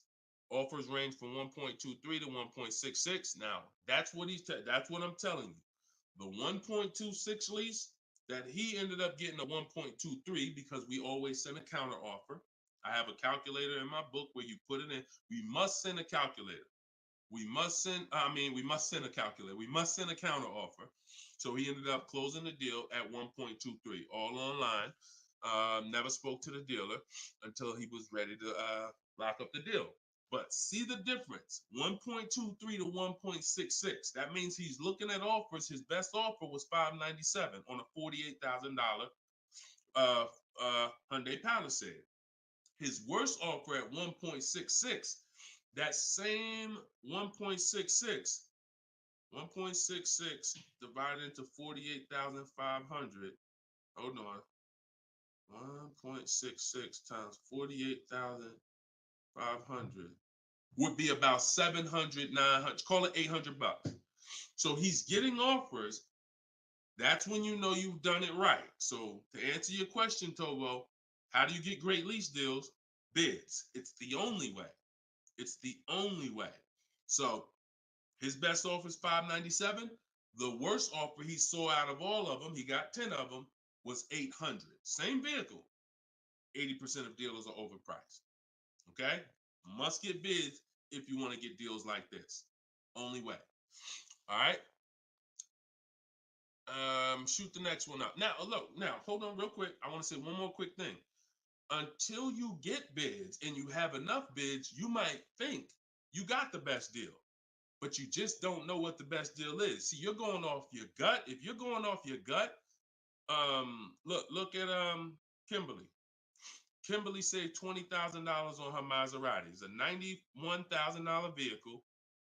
She posted, the one she ended up getting was 91 because a dealer near her ended up beating this offer she had, but it was an $86,961 Maserati.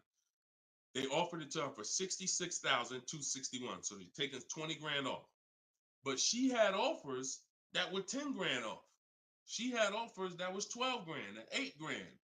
And if she would have tried to assume, well, damn, 8,000, that feels good. I mean, shoot, brand new Maserati, taking 8,000 off.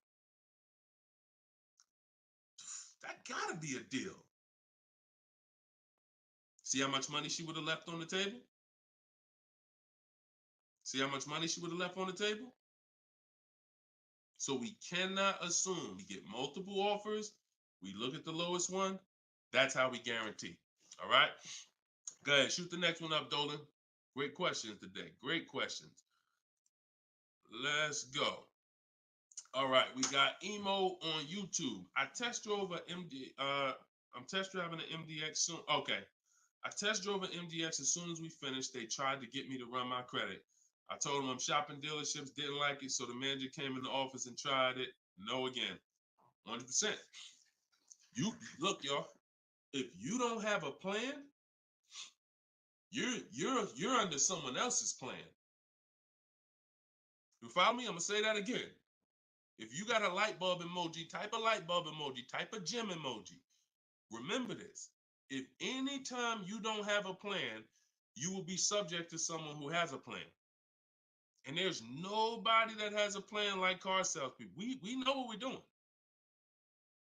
We are not trained in much. We're not trained in finance like we should be. We're not trained in buying versus leasing like we should be. We're not trained in resale values like we should be. We're not trained in insurance products like we should be. There's more insurances to consider with a car than there is a house. Kid you not. Extended warranty, that's an insurance policy.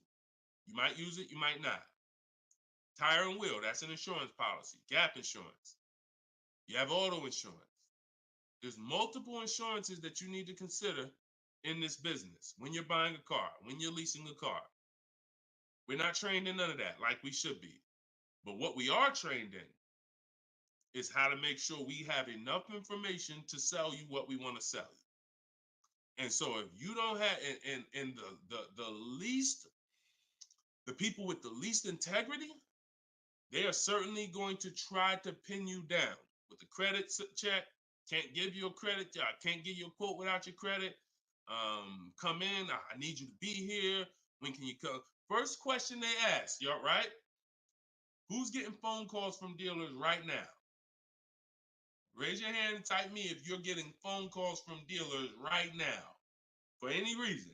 Bring your car in early. Hey, your lease is almost up. Hey, I saw that we can get you in a new car. We can keep your payment the same. Look, nobody's business. If you're getting phone calls from dealers right now, type me in the comment. Look, Skinner said they blowing me up. So understand the reason why they're doing that is because they want to pin you down. It's just come on in. When can you come in? When I can come in, I get you to talk. Numbers in here, it means you're pinned down. You cannot do this. You're losing all your leverage. So that's why I'm telling you, you're going to shop with a plan if you're following what I'm telling you, if you're following what I teach. Some of you have my book already. Shout out to those who have my book. We're rated 4.9 on Goodreads.com. Appreciate everybody who's reviewed the book. You can get yours for 75% off. It's normally $97, but in my TikTok bio, 30 minutes only, you can get it for 75% off. Instagram bio is $24 if you get the deal in the comment section. But you must have a plan because they have a plan and you don't know who you're dealing with. So that's all I can tell you. But I'm glad you stuck to the guns. Even under the pressure, you didn't let them run your credit. You stuck to the guns. Way to go. All right, go ahead, Dolan. This one's from TikTok. Better to buy used or new? Planning to keep longer than 8 years. Thank you for all that information. Letting me know you understand the 8-year rule. I appreciate you. That's a matter of, okay, so if I'm buying to keep more than 8 years, right? Only question between new or used is a question of budget. Can you get everything you want and need in a new car for your budget? Once you get all your bids, can you get all those bids? Is the best bid that's going to win your business on a new car in your budget comfortably, then get a new car. But now some of you can't afford a new car that covers all your needs. Needs are the most important thing you need to think about. You need to know the difference between wants and needs. Needs is, I got 3 children, I need a third row. Need is, I drive on the highway a lot. I need a car that has good acceleration. That's needs.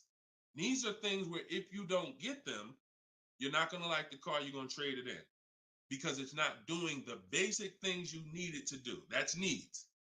Wants is, I like to have the sunroof. I don't need it though. But if I can get it in my budget, I'll take it. I like to have this. I like to have that. These are wants. You got to know the difference. Unless your budget can buy everything. But if you can't get everything you want and need in a new car for your budget, then we go used. But if you get everything you want, there's plenty of people who are like, you know what, Deshone, I am a long-term person. I'm keeping more than 8 years. I could afford both. I only get a car every, only once a decade. I want to get a new one. That's fine. And some of you are like, you know what? I really want to go with even more value. So I'm gonna look to get a pre-owned one, not 30% off the price, 20% off the price, 40% off the price. That's fine too. There's no right or wrong there. Just go through it and pick the one that works for you.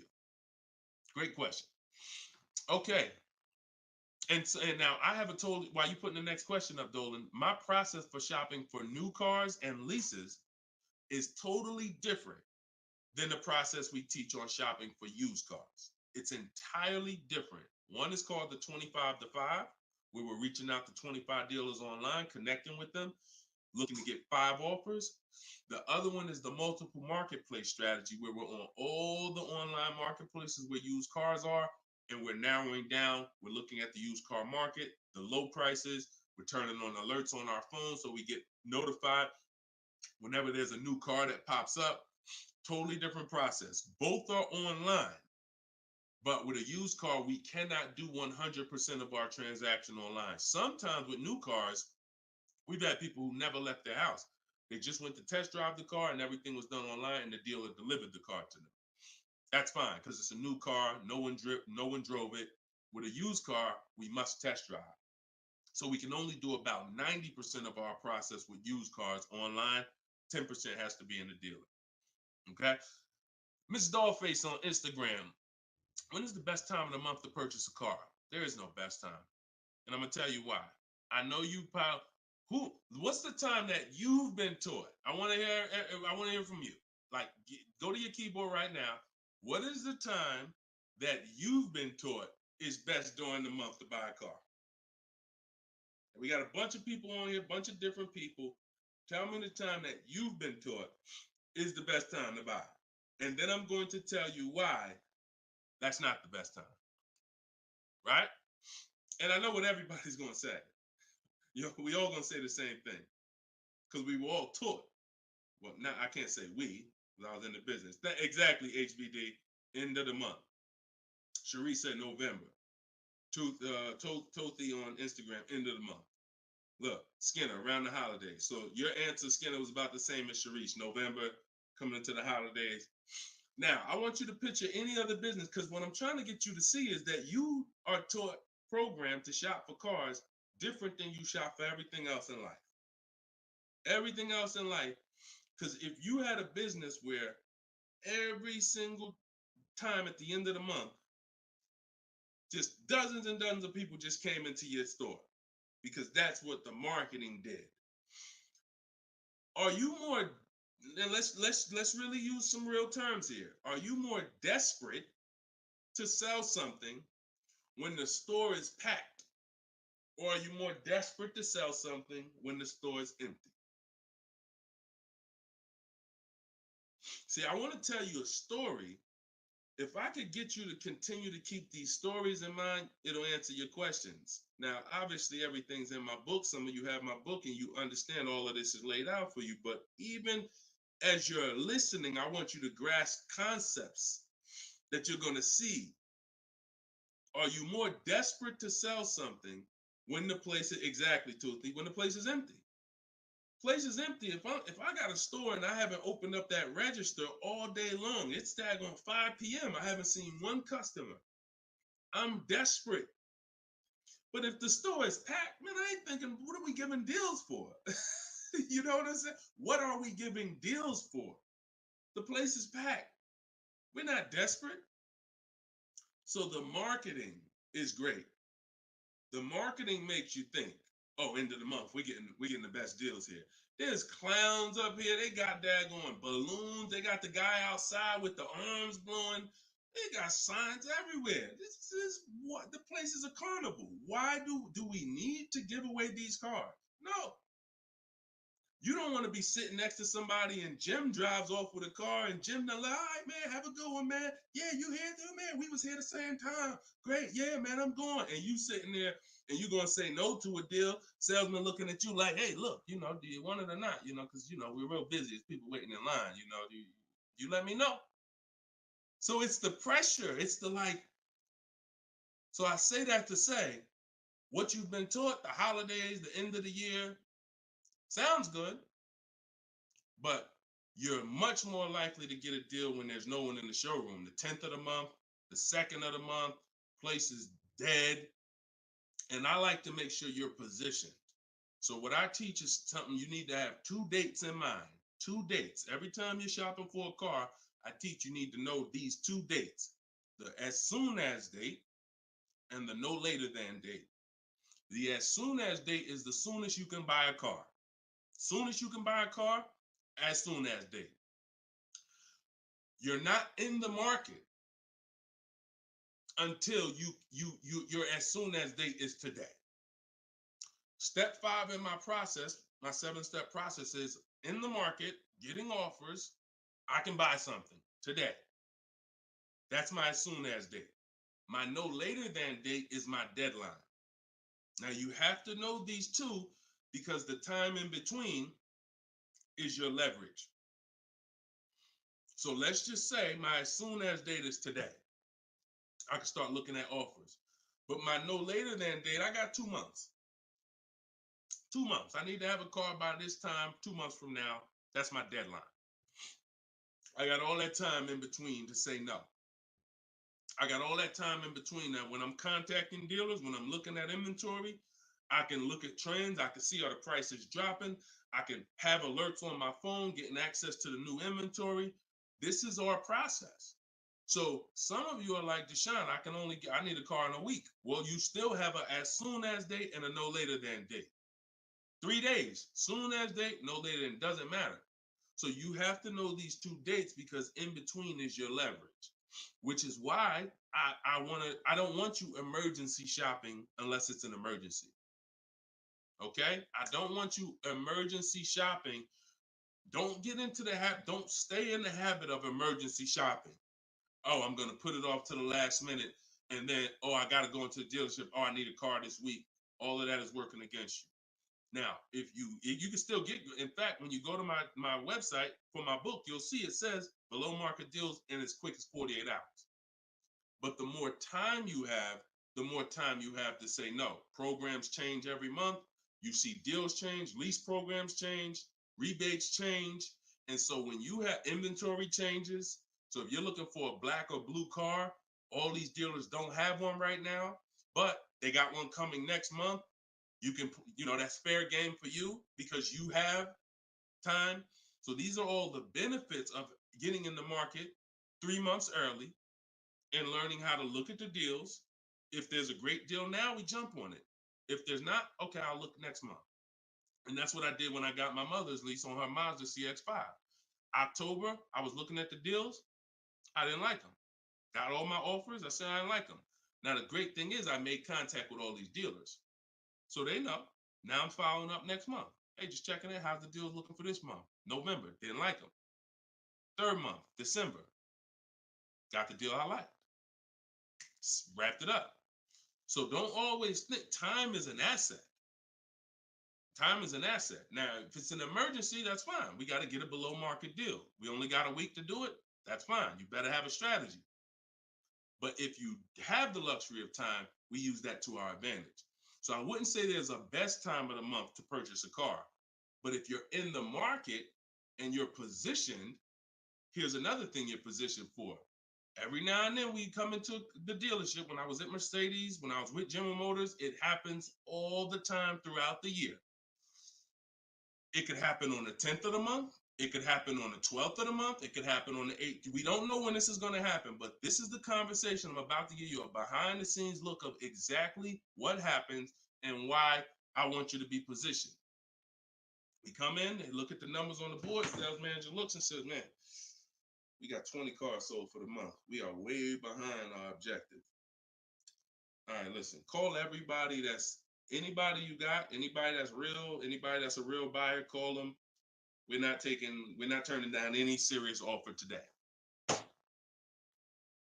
You want to be the person that's positioned. Hey, Jackie, and they're usually emailing us because we don't talk to, nothing that we do requires talking to salespeople. So they be email, hey Jackie, hey, it's Ray over at such and such. Were you still looking for that car? Have you found it yet? No, okay, I know the quote I gave you before was $550. I know you wanted to be here, but my manager said, listen, we'll take any offer today. We really want to move a car. See, you were taught that only happens at the end of the month. It doesn't. You got to be positioned. You got to be positioned. And so that's the luxury of time. So this is what it is, y'all. I want you shopping with a strategy. Like, this is what I want you shopping with. All of this is in my new book, Cars from Home, 7 Steps to Saving Time, Money, and Avoiding Dealerships. Learning the science of making dealers and banks bid for your business while you sit at home, getting below market car deals in under 90 minutes. And you can get your copy for 75% off in my TikTok bio, in my Instagram bio, or you can click in the comment section on YouTube and Facebook. We got a comment pinned for you guys. Or if you're watching us on TV, you can scan that QR code with your phone. Get your copy, use it, use everything in it. I'll walk you through everything in there. Leasing is in there step by step. Purchasing new cars in there step by step. Purchasing used cars step by step. High mileage drivers, I got 2 strategies for you. If you're a short-term high mileage driver, everything's in there step by step. If you have credit issues, I walk you through step by step. So get your copy. We are back live for episode 7 at 3 p.m. And well, like I said, this is not a rebroadcast. We do these live shows Monday, Tuesday, Thursday, and Friday, 12 p.m. and 3 p.m. So we'll be back for our next segment in a little bit if you want to join us. If not, tell your friends about us, and we look forward to it. We always look forward to the people who are ready to change their life, empower themselves, stop shopping like desperate victims, begging people to help you, begging people to give you a car, begging people to help you. Please, can I get no money down? Going in with wrong information. Down payments are illegal. All of this stuff that is just totally terrible. It's no other way to put it. It's just terrible. I want y'all shopping different. I want you empowered. I want you in control. I want you leaving a dealership guaranteeing I got the best price. Sending me email, Deshone, look at this deal I just got. I got all these offers. Look at this used car I just got. I got 40% off the brand new price. That's what I want you emailing me. Empowered, and that's what we're going to get to. God bless y'all. I see y'all on the next segment.